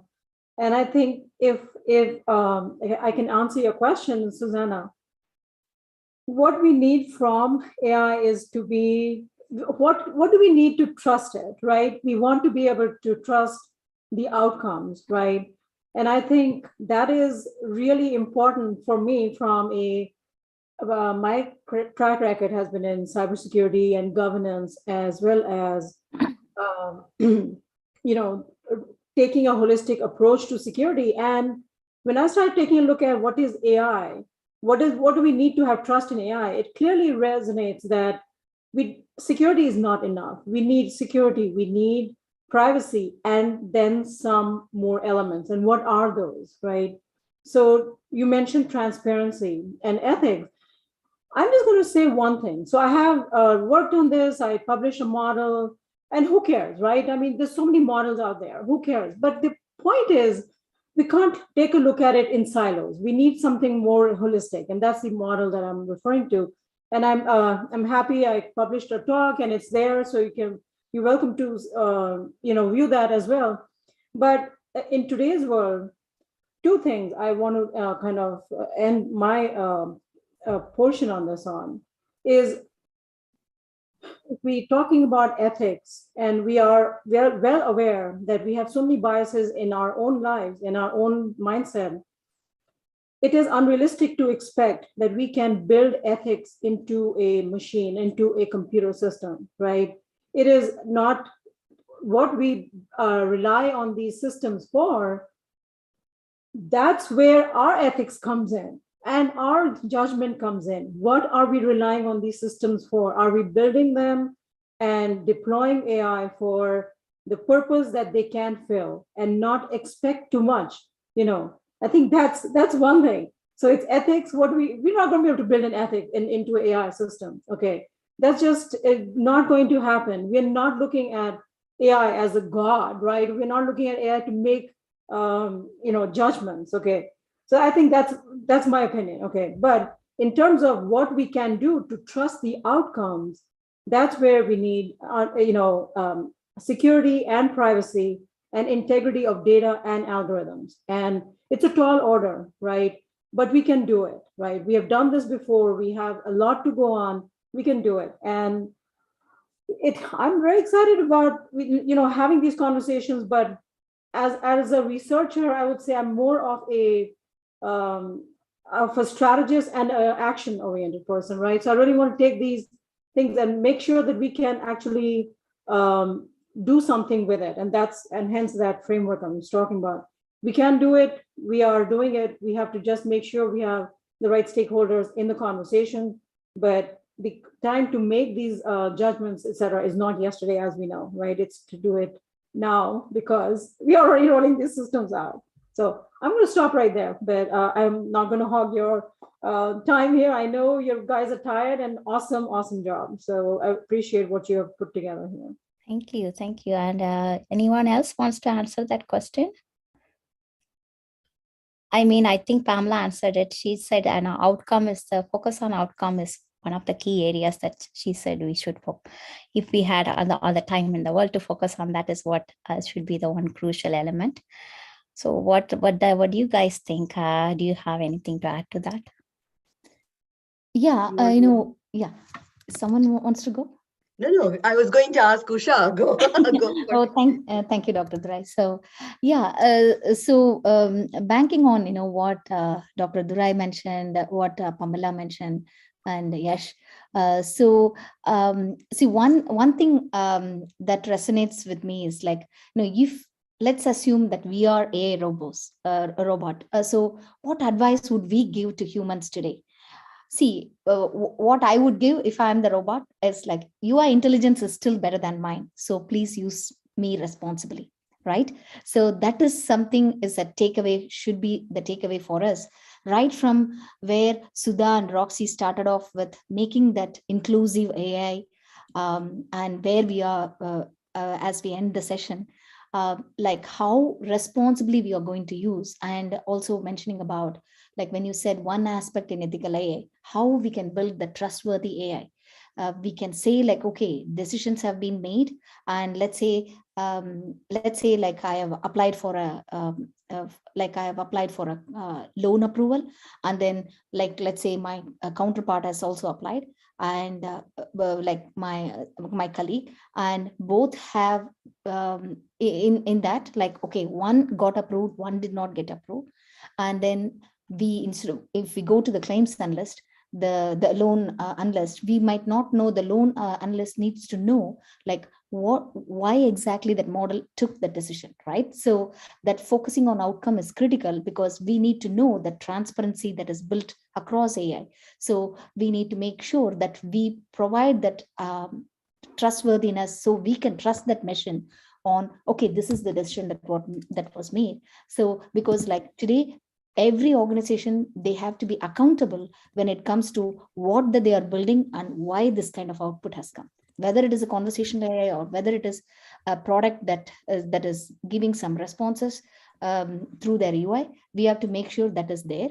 And when Lisa talked about the smart cities, like where Pamila added about security and privacy, those are key things. We have to make sure what are the PII we are not exposing, and how security can be inbuilt right from the beginning, so that it's nothing like the data is all on the cloud, but we want to make sure that security is also very critical, because we are playing around with data, and it is not synthetic data when it comes to you are delivering and wrapping up a model and delivering it to customers. So that's what I wanted to mention, is like how we can use the applications responsibly, and that is what any AI robot would think, because you do not want to make it in a destructive way. It should be more constructive.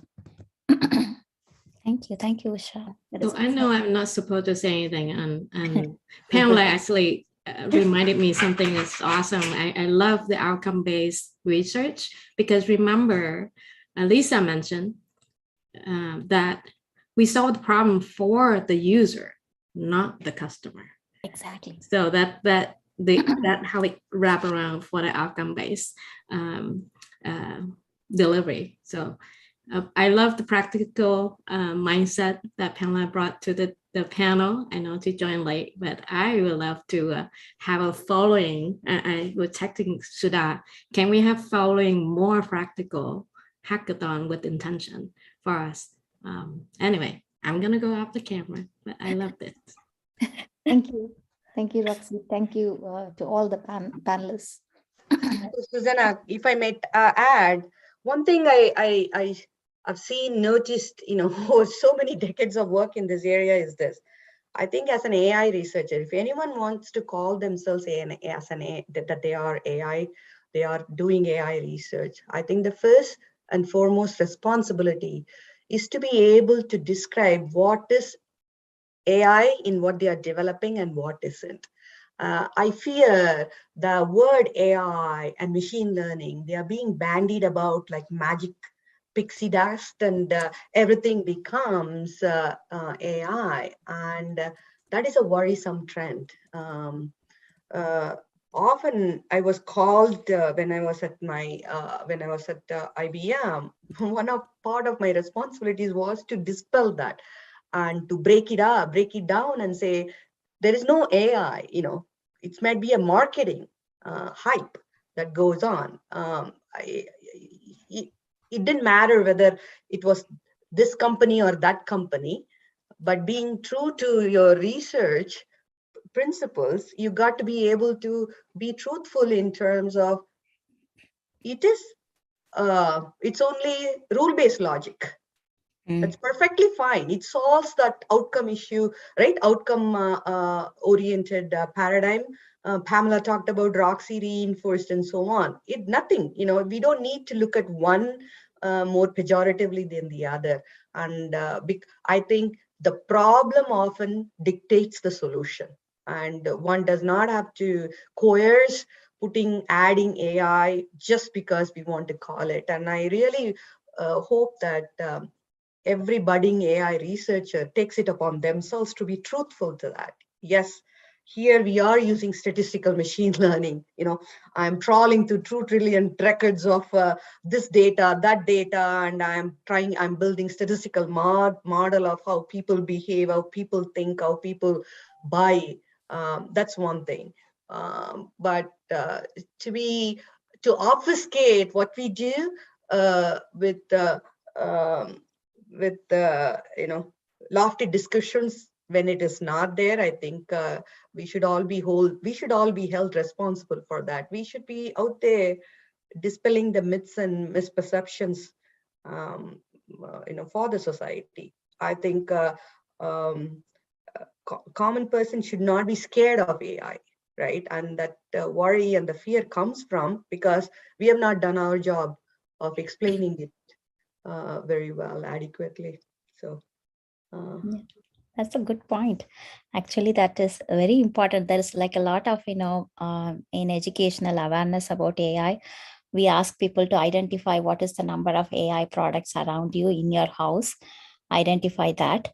But then you are asking us to do the reverse, like identify all the things that is not AI. Some of the, recently there was like a washing machine It said it had AI in it. And I'm like, what AI in it? It's just programming. We just programmed some hard-coded rules into it.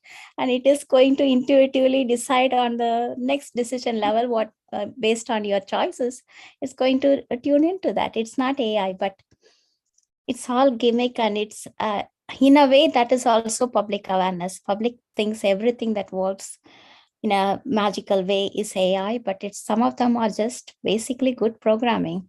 So that's we need to talk about and give them that awareness. And I think when you mentioned in ethical AI, that should be an important area of focus, is to know what is not AI and what is AI, and to do research into that. Thank you so much.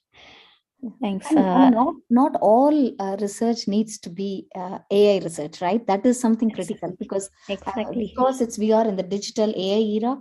They think only if we build products with AI, then that would be good to showcase to the customers, or it doesn't need, as you were mentioning, Susanna, if that programming, if you have done it in a right, in a way that it is like with more creativity and everything, what's needed in order to address the customer needs, then probably it solves the need of the customer. You don't need an AI for that, right? Yes. By doing that, we are not lean operating, and we are extensively using the computing resources and retraining the model often and often. And those are all, we are increasing the carbon footprint. That is something we should think about that too, right? So yeah, definitely. I mean, it's so crucial that, right now there is this wave that is riding upon us. Everything is AI, and everything is about, bringing AI into every use case, has to have AI in it. And sometimes we need to step back and say, maybe we don't need it everywhere. And, to take a hard look at what we are, not to fall into hype, which is what humanity is, more prone to. We are vulnerable to hype. We are vulnerable to fall into that space, and we need to actually think. And as an AI ethicist, that is one of our jobs also, to make sure that not everyone falls into that hype. Thank you, Chitra. Thank you, Pamila, Usha, and Yashwini. I think Yash went to bed, I believe. It's already so late. Thank you so much. Yeah. Your energy is rubbing off everybody, Susanna. Yeah. Yeah. Or the other way. Add, when you talked about AI, there is a product here in India, which is an AI robot for kids. So it is only this much. It's a companion bot. So kids, when we were children, we used to go out and play. Now they don't go out and play. They are at home, but they want friends. So they have made a companion bot which talks to them, which shares ideas and takes from Wikipedia and shows it to them. So the first question I wrote to them, telling what if the child gets addicted to that bot and the bot dies one day? Have you thought about all these things when you created that bot, right? And yes, like how you were telling whether we should have AI in the customer's to solve the customer's problem, we should also think and tell to the customer, do your customer need AI? So like the end users, do they need any AI product? It's like this companion bot that somebody has created. Probably doesn't have AI, I believe. Just a decision tree. Conversational decision tree program into it, or something like that, who knows. But thank you so much. It was such an engaging discussion, and I learned so much from every one of you. And especially thank you, Dr. Chitra Dorai, for coming and gracing us with this amazing story of how you have lived by, building your own principles, your own constructs for being a researcher, and how to build a life and to live a life and do what is more important for humanity, for ourselves, and to always keep that as a key question in our mind. Ask what is important. Are we doing important stuff with our lives? And I hope we all are. I like to believe we all are. Everyone here is not just spinning their wheels, but just living a life, but doing something that leaves this world a better place. Thank you so much, and I will now give the stage back to Roxy and Sudha. Thank you. Thank you. Thank you, everybody. Susanna, for moderating the panel. Thank you, Ash. Okay, so our streaming is continuing on. I'm going to see if I can come back on the camera and move to a different place. So I need to kind of move around a little bit. So we have been through for almost 24 hours now. And this is our final closing section. Okay, I think I'm situated back.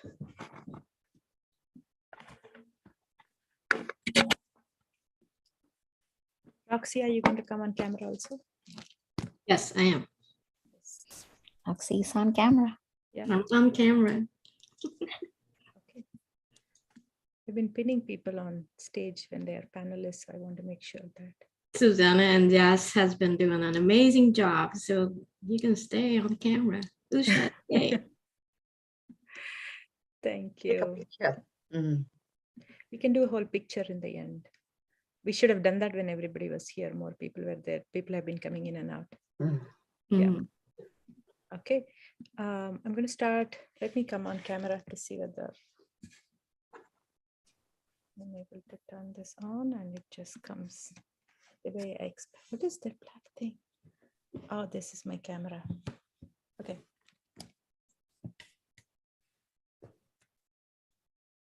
Okay. So let me bring myself back to the screen too. Awesome. I'm going to start the recording for the last session. Should we do a picture first? Go for it. And I see Murtaza joined us. This is the beauty of this whole remote thing. People keep coming in and out. So anybody doesn't want to be on camera, you don't have to be. If you are, say cheese. And let's do this. Yes. Yeah, I should remove my glasses. Do one more. Third time is a My charm. camera is not on, is it? Let me have a shot. One. So that you need to look up so we can take. No. I need to make sure that my light is back on because the camera is not. Your light is on. You look great. I look fine? Yeah, just have to look up. Look up there, I'll take your picture. I'll be the photographer. Okay. 1, 2, 3. There you go. Thank you. Thank you. Okay, so I'll remote this thing off because this is blocking. So I'm going to start the recording for our final closeout segment. And the speaker view. Start the recording. And here we go. I cannot believe it's almost 24 hours. This is our 4th IoTDay. We've successfully, finished it. And I'm going to be so wired. I'm already a very wired person. I'm going to be give you and the entire team. Thank you. I believe, we already said our thank you, but we cannot, it's not enough, First with Roxy for, being my partner in crime and not saying, it's too crazy, we need to stop, Thank you for that. And we've done this in various different ways. Like I said, we just did a complete live streaming and then we did this mega planning starting January and for 4 months. We've done various aspects of it, but we're very clear on the goal. We want to bring amazing women from various different parts of the world together. And we want to connect them with each other. It is not just about, I happen to know somebody and I'm going to call on my network. It has to be somebody who doesn't know me, doesn't know Roxy. And we kind of, send feelers into our network. I think the very first time I posted a tweet and a whole bunch of women kept coming, adding to the thread. And it just went on for a long time. And then, but there is my observation with this, I want to share one thing. The way we are going to do this closing session is I want to go through the summary of what we learned as a quick 15 minutes, wrap up, and then, say bye and let you all go to your worlds. But I wanted to share one observation, especially when you do this as a women-led event. Completely, my organizers were all women, our speakers are all women. The theme we started out unintentionally, even like with Lisa's session in the morning about kindness, right? It is there in everything we do. I find that when you have a whole team of people who are all planning and thinking about things. If somebody said they will give the recording, they did not come through and give the recording. Then we just don't say, oh, we'll just drop that person. The normal instinct of the conversation that happens around is, are they okay? And I just think when we think about making things people-centered, bringing kindness into what we're doing, and we're talking about ethics, it's not about, hey, that person is left out, and then the AI is not going to do justice to them, and there is bias. It dehumanizes the discussion. It just not dehumanize, it just takes the person out of the discussion, right? It makes it very mechanical when we have a discussion like that. But if we bring kindness and we just approach them like normal people, then it's a totally different way of thinking about it. So I'm very thankful for Pariya, our intern, for our amazing session and for our amazing work in getting this event schedule and all the coordination and all the nitty-gritties that we needed to take care of. Thank you, Yash, for coming in and making sure there is a clean flow to everything we were doing and thinking through the communication. And Yash cared about every single one of you who's watching on live stream, every one of you who got the Zoom, every one of you who is here as a speaker. She just wanted to make sure, we need to have a calendar invite for the speakers so their calendar time is blocked. Should it be for 24 hours? Should it be for this? And she sent a bunch of mailing. Every mail that went out, essentially, it came with my name, but it was all Yash. So you need to know that. Thank you, Yash. I really appreciate that. And then there's so many people who made referrals. Susanna, opened up her network and did this awesome introduction to so many amazing women. So the beauty of this is it's not just the 24 women with the 20 amazing sessions that we've had. Now I have a lot more other people that did not make time sense or for whatever reason.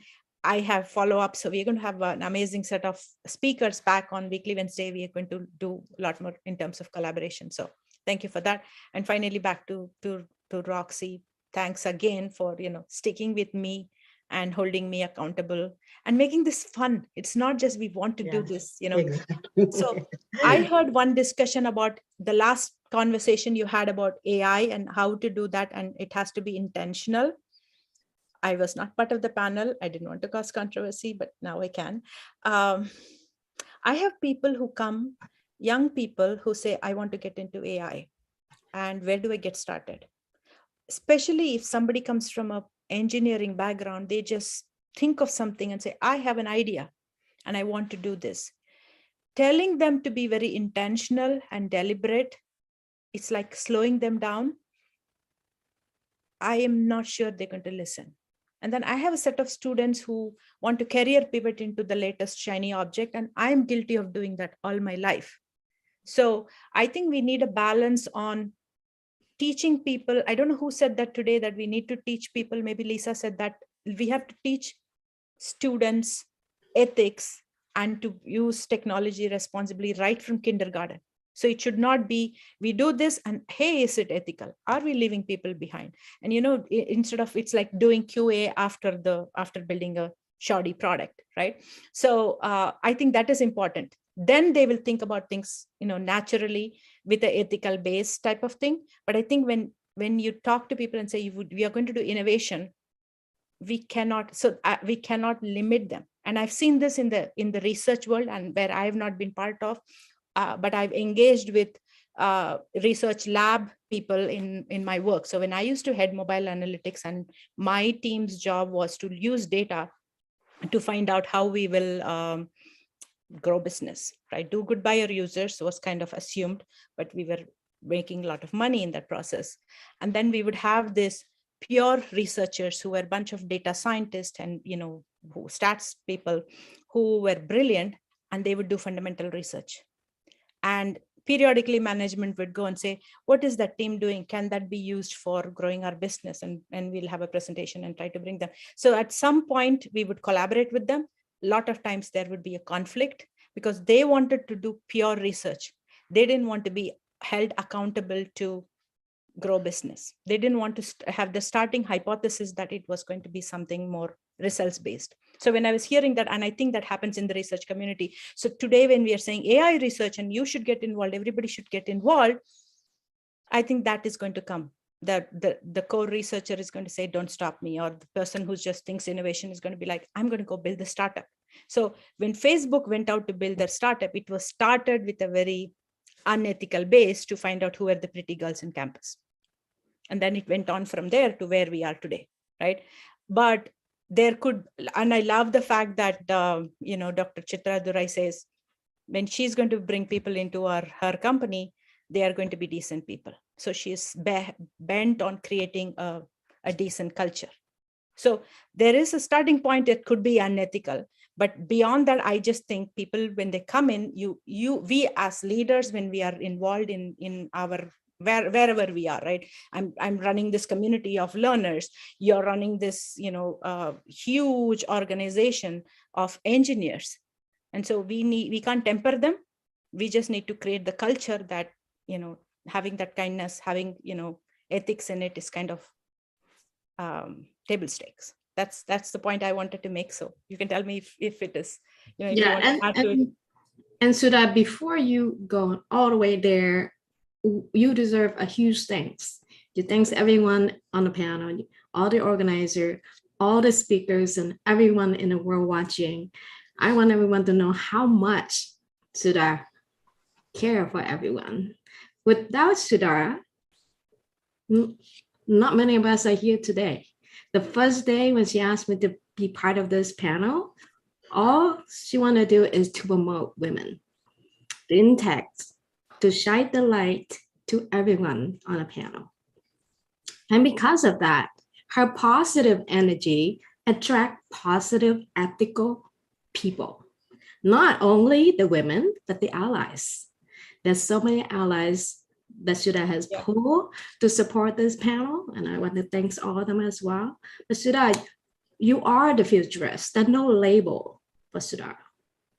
Thank you. You can do research, you can do everything. We are all unique, but you are one of the special uniqueness. Okay, thank you. I use the wrong uniqueness. When I'm excited, Vietnamese translation, unique, you are so unique. You are the role model. You can do research. You can be practical. I have seen you from the beginning to now. Then nothing will stop you. Limitless, remember when we talk about this. Right. That is the theme for your company. And I said, Sudha, futurist, limitless is your theme. So thank you so much. Before you do a summary, that is the end of the thank you portion to close. I'm learning from Jess to make sure that we get things in order, right? So back to you. Thank you so much. Thank you so much. I appreciate that. Yes, I think my driving force is like, it shouldn't be limited. So coming back to AI, when you build AI, or in tech, when you work on things, it's not just one person, it's a group of different people.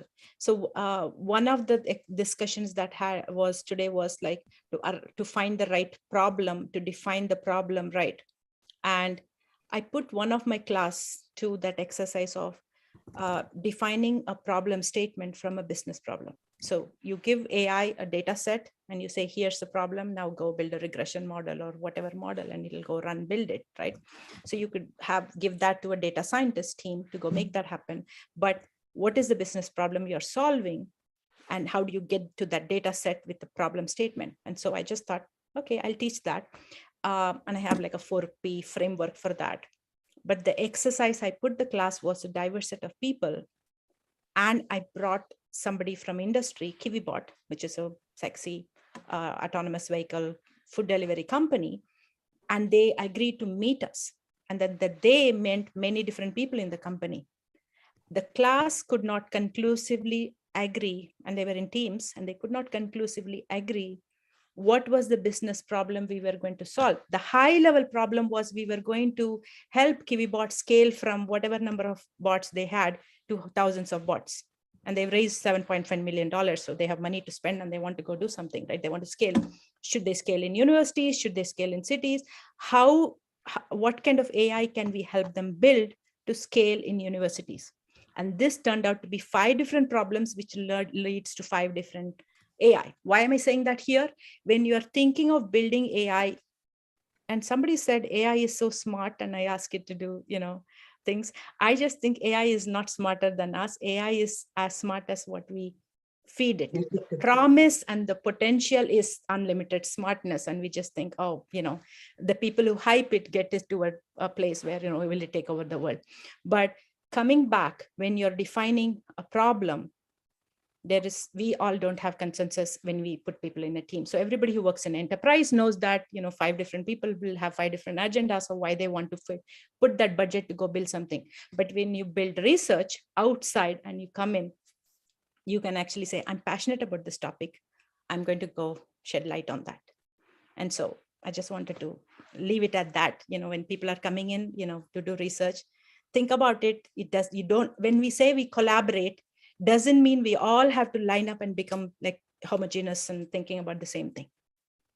It's just that we have respect for each other for a different point of view. Today, we've had like 24 women talk over the last 24 hours, so many different perspectives. And I'm going to go back and watch these videos and send it to all of you who are there watching and on our mailing list and our newsletters. So you'll get more of these recordings.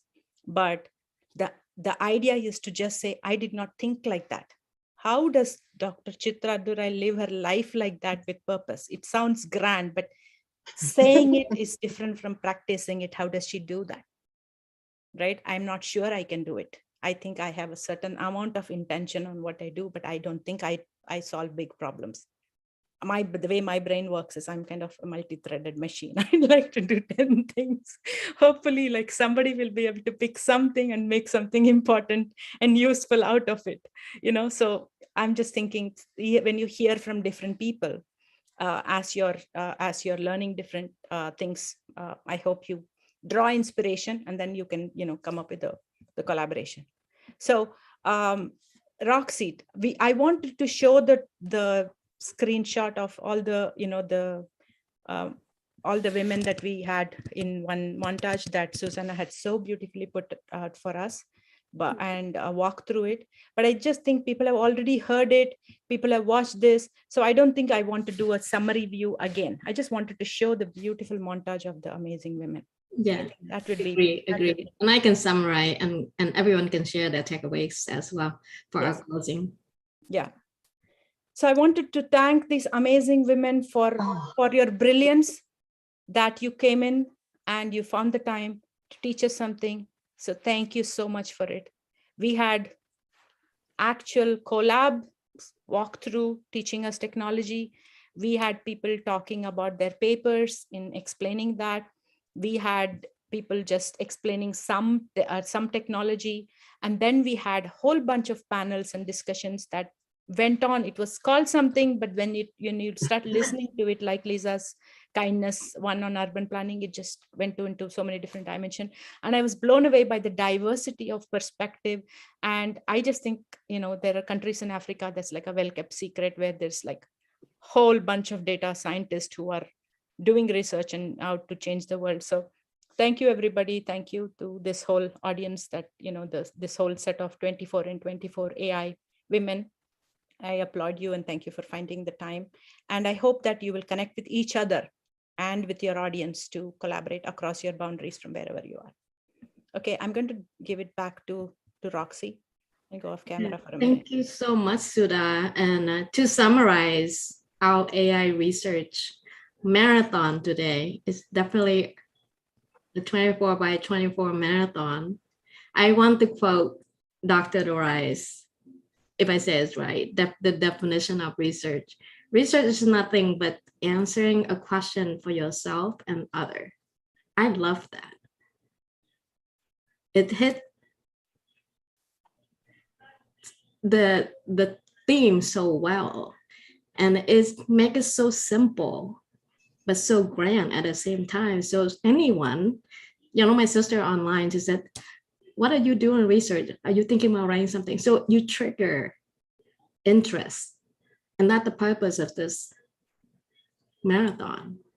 So throughout our journey, we want to make sure we do it with kindness and intention. And Usha mentioned about be agile and stress testing to ensure security, trust, privacy, ethic, and inclusiveness in all fronts. And because of that, diversity is so important. We need to focus on outcome-based research. I love that and always shoot for that in my work and in my life. And problem solving for a target user, not the customer. Live a life that do some things that is important and make this world a better place. With that is my takeaway. And we want to open this panel to anyone to really add your takeaway, because we here to learn from each other. 24 powerful women in this panel will make us all so much more grand, so much smarter and better after this event. So I hope to connect with you all. And it is my honor to be here. Thank you so much, Sudha. Thank you so much. Does anybody want to add a comment? At least the people, that's the privilege of being in the Zoom compared to all of you who are watching. You can obviously add a comment and say if you liked it or found specific speakers or topics useful or learning. Is there anybody who wants to comment from anybody who's here on the Zoom? No, Usha, you're not. Yeah, hi Sudha. Yeah, I couldn't stress enough what Roxy mentioned. You are a rock star, so you come to talk about me, yeah, not about me, about the event. yeah, and I'm saying like the host, like both you and Roxy and all the ones who enabled to make this session great and successful. It's not going to happen. The team effort is teamwork is the dream work. They say it's like, doesn't happen just by one person. So how much effort has gone behind it, and leaving, even though not mindful of the weekend and all the other activities you might have with family, you still made sure that we all come together and make this happen. So thank you so much for the opportunity and for giving such incredible speakers, fellow speakers that we could interact with. Thank you. Thank you, Usha. Okay, if anybody wants to add anything, not compliment me, but talk about the event. The floor is yours. Yeah, I will add. This is my first time here, so I'm blown away by the energy and the arrangements, Sudha and team, you have done to bring this together. All ideas start small, and they have a way of becoming bigger and bigger, right? And so I could see, I could imagine, having done lots of projects, each of us can relate to the amount of work that must have gone behind the scenes. So thank you for making it happen. Change starts here. So that's, at least for me, that's the big thing I take away from that, is every bit of effort like this that we put forward. So it's not just inclusiveness, and I'm pushing for parity. I think we need our next big challenge. I think all of us, we have to take on is not just having a seat at the table, but also seat at the table, at the right table, having that level of parity that the next generation of talent needs to experience. So I challenge Sudha and team to build another 24 by 24 on not just inclusiveness, but parity, because World Economic Forum put out a report last year, not in another 99 years, we will not see parity. Yeah. So that's a very depressing thought, and it has become, my own little project to make sure the message gets across, and then we start doing our piece too. So as we consider people in our recruitment, as we consider people for promotion, as we consider people to recommend, let's make sure that we are thinking about parity in everything we do. So thank you for organizing this. This is fantastic, and I hope the conversation continues beyond this moment. Yeah, I think that's the important thing. Usha has been amazing. I think having Usha in the audience is amazing because she chats and says all the right things and comments and encourages everybody else who's new here to talk, and it's just unbelievable. It's just amazing. So she's saying not only sit at the table, but also a sense of belonging at the table. It's so beautifully said. In fact, so I heard a couple different sentences that Usha said today that was like very well framed. So I think I have to go back and watch again to go find them. Thank you. And thank you, Dr. Durai. That's well said. Thank you. Please share them so that I'd love to, see what they are. So please share them too. I know I was here only for part of it. Yeah. So this was streamed.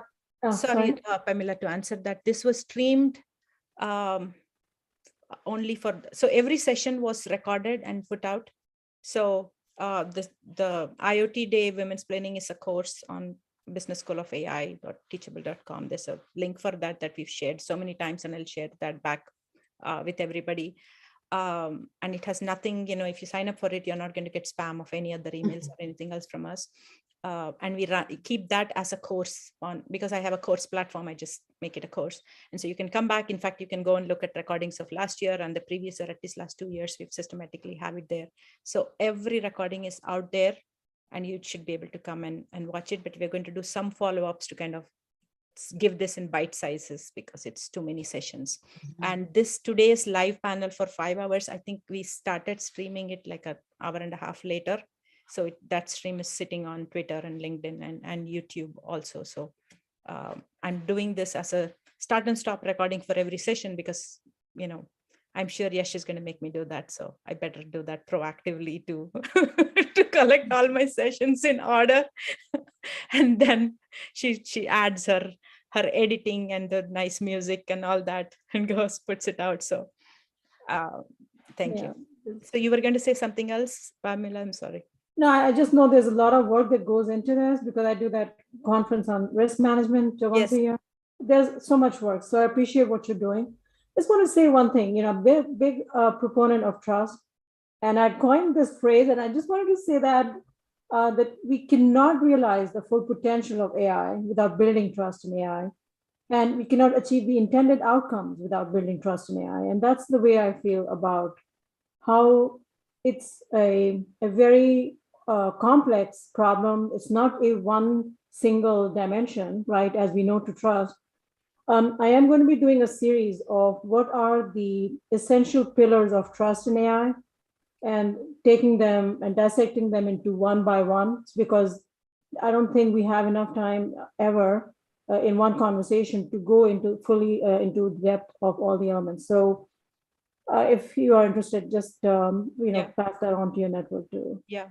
I believe Yash is working on some responsible AI papers, so she might want to collaborate on that. I'm not doing a paper though. I will be doing more of interactive sessions. We are going to convince you to do a paper. I will talk to you offline. I'm convinced that publishing something as a research paper, takes it to a different community that is actually building the data science for AI, and we get to speak to them in the language that they come to a common place where we can go do something with it. So I've seen your frameworks, but I would like to see whether I could bring it to that community. So we'll talk about it. Maybe we can do both, right?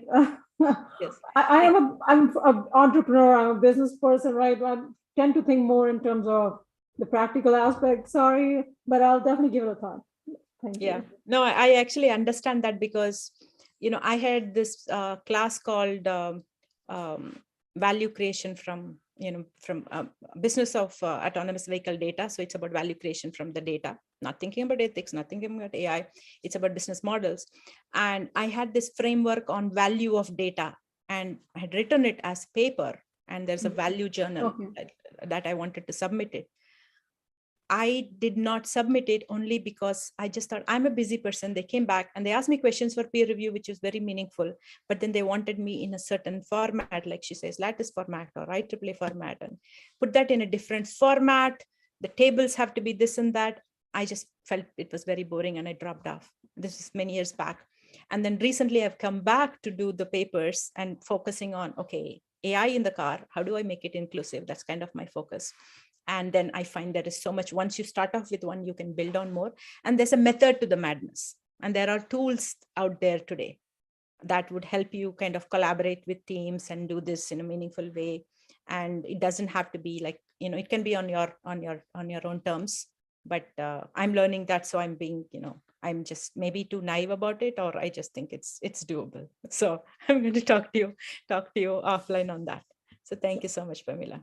And Sam, you've been amazing staying here. I don't know what time it is for you. Evening. Yeah. It's okay.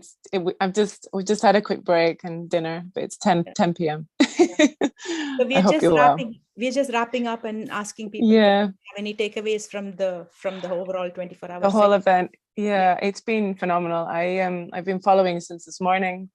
I joined a couple of talks this morning as well that had been pre-recorded for the 24 hours, or 24 minutes, 24 hours. I joined the blockchain discussion on how blockchain works. That was exceptional.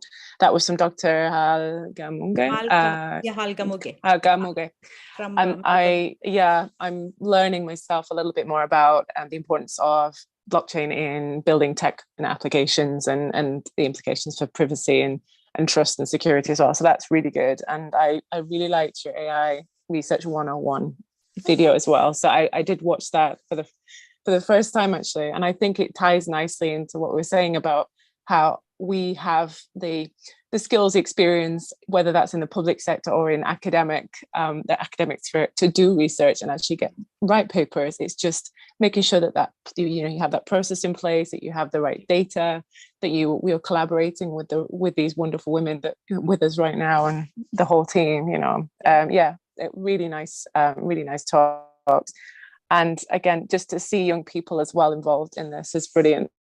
As a teacher, I think that the application model and the design and the process behind what I saw earlier from Pariya was wonderful. So yeah, great stuff, really nice. And yeah, it's possible to get that done really early on as well. I think that's a really nice learning process for a young team before they go into the workplace. So yeah, really nice.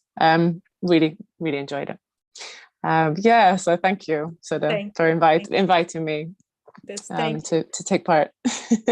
No, I stayed up. I saw your session on NLP, and I've heard you teach NLP. I've heard you talk about NLP and various versions of it and all kinds of times. Yeah, just amazing. Each time you kind of bring the latest. So I saw you added about BERT and started talking about that and introduced people. What is BERT? It's just I find that amazing. I don't know if you have done work on research on the research papers and stuff on NLP. That is one area where I feel there is a need. It's very obvious that when you do language translation, you have to bring the culture of the language, and you're somebody who loves languages, right? Isn't that part of your original bio when we met? Exactly. Yeah, I think we were early on. Actually, I told myself when yourself were talking about the importance of language and understanding not just the kind of Western take on language, but also the international perspectives on language and culture, and bringing that into NLP. And I am working at the moment when we can with Pamila on a paper about how to introduce privacy, security, and ethics into NLP applications. And one of the things we've discussed is bias in data sets and how we can eliminate bias and some of the risks, around NLP for users. So yeah, and I'm a big advocate for those that use NLP on a daily basis, but don't necessarily understand those risks. And that's the international community. And we're talking about, we've mentioned the global South. We're talking about those groups that are they're not able to have maybe that sense of transparency that we'd like, I think. So that's really important for me. So that's part of that work. For introducing me to Sam. She's just amazing. Hey Pam. Hello there. How you doing? That's awesome. Yes, I forgot I connected you both. So that's one of the things I try to do with each year when we come across, new speakers and stuff, that you can collaborate with each other and do something. And for those of you who are watching out there, Sam is a NLP expert, par none out there. So if you're looking to learn NLP, just go check out her work, and she's got plans on what she wants to do from research. So hopefully, something beautiful will come out of it, and we'll hear about it. We don't have to wait for next year. Thank you. Thank Sam. you. Thanks. Thank you, Sudha. Thank you, Roxy. And thank you, Susanna, and for everybody. Thank you, Osha. So I don't want to put anybody else on the spot. If you want to speak, you're welcome. If not, it's fine. And I want to wrap up because, we said we'll finish up sooner, skip lunch and come sooner. And then, thank you so much. I didn't plan for asking everybody your feedback, but I appreciate it. You will get a feedback link, from the Luma system where, we use for GDPR compliance. So you can unsubscribe or reply back and stuff. So give us feedback so we can help, improve our stuff for next year's. So Roxy shared this learning from today, and we heard from many of the people who are lucky enough to be here in the Zoom. And those of you who are watching, if you want to give us, feedback. After all this, businessschoolofai.com, we have the link from where you signed up. There is a link at the top called Women's Planning. And so other than IoTDay Women's event, the other women only event that we do is on International Women's Day in March. It's too bad it's March and April, they all come together and then we do nothing, right? On this topic for the rest of the year. So if you go to businessschoolofai.com, at the top, when you say Women's Planning, it'll take you to two different options, and it'll say IWD for International Women's Day or IoTDay. And it'll link you to the archives, and you can see all the recordings. So you don't need to kind of navigate the sign up here and there and all that stuff. So that'll be your starting point to go find any of the recording. And those of you who are already there, saying okay for communication, will get emails back from us. So where do we take this, Roxy? This is, I find this every time there's so much energy and so much excitement. I do a lot of follow-ups and a lot of, connections between people. I had somebody who was watching live who said, I want to connect with Pariya.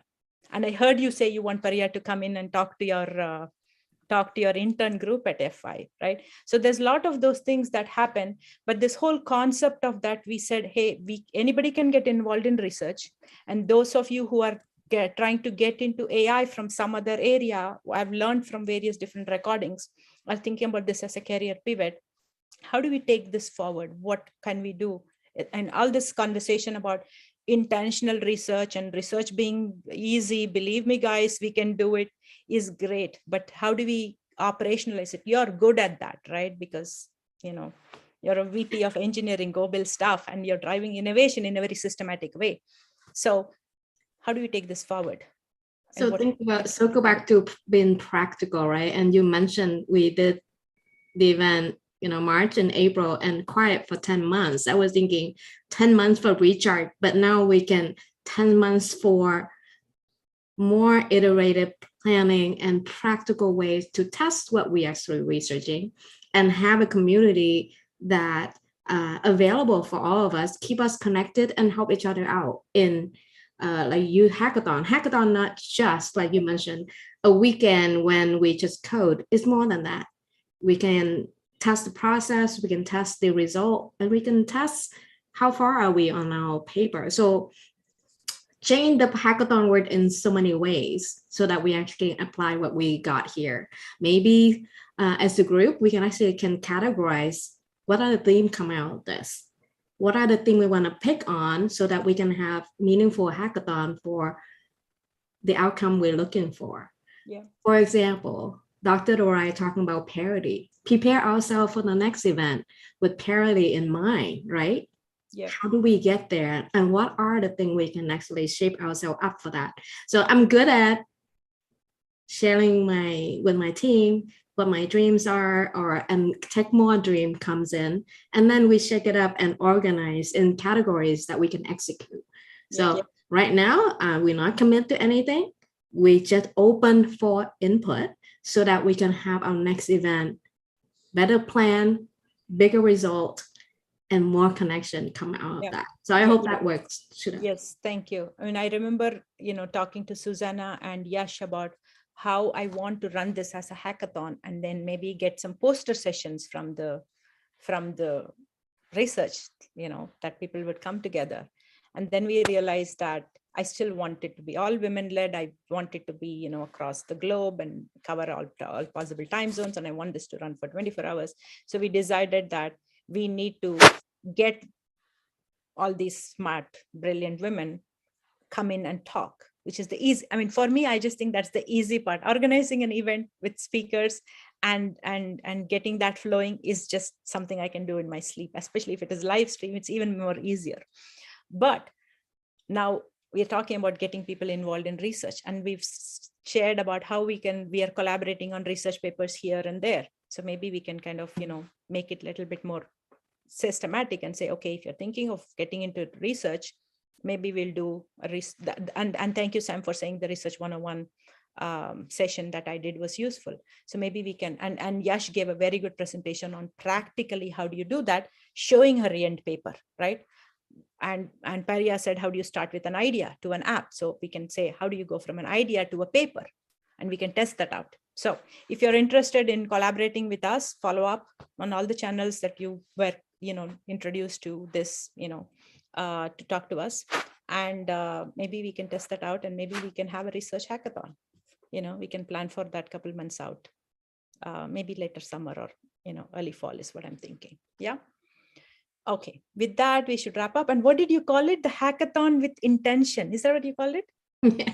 Hackathon with intention. I love it. And I think anybody who's, interacted with Dr. Durai cannot go back to not living their life with intention. At least it will raise awareness and say, am I doing this? Why am I doing this? Is it useful? Can I spend my energy somewhere else? For me, I just want everybody to feel limitless. So everything I'm going to do is connect people and make sure that, you don't feel limited in what you're doing. That is your intention right there. I guess that's my intention. I was not thinking I'm being intentional. Yes, maybe. The thing that's so important is the intention can be large or small, and then no limit in scope, right? Yeah. So as leaders, we need to set intentions so our team know where to go, but empower the team so that they're not stuck in the box, right? So that is the balance we always have. And for my team, Sudha, my target move, right? Depending on the team skill set and how much they want to stretch. I don't put boundaries to what my team can do or the people in my team can do. Anyway, that's the intention with quote, not intention in a box. Yes. Limitless.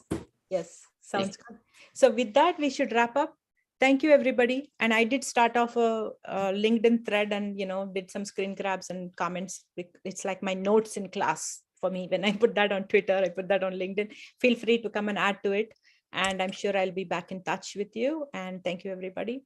And stay safe. We'll see you again soon. Bye. Thank you so much. Bye. Bye. So we're still live streaming. Bye, everyone. Good night, Sam. Bye, Roxy. Bye.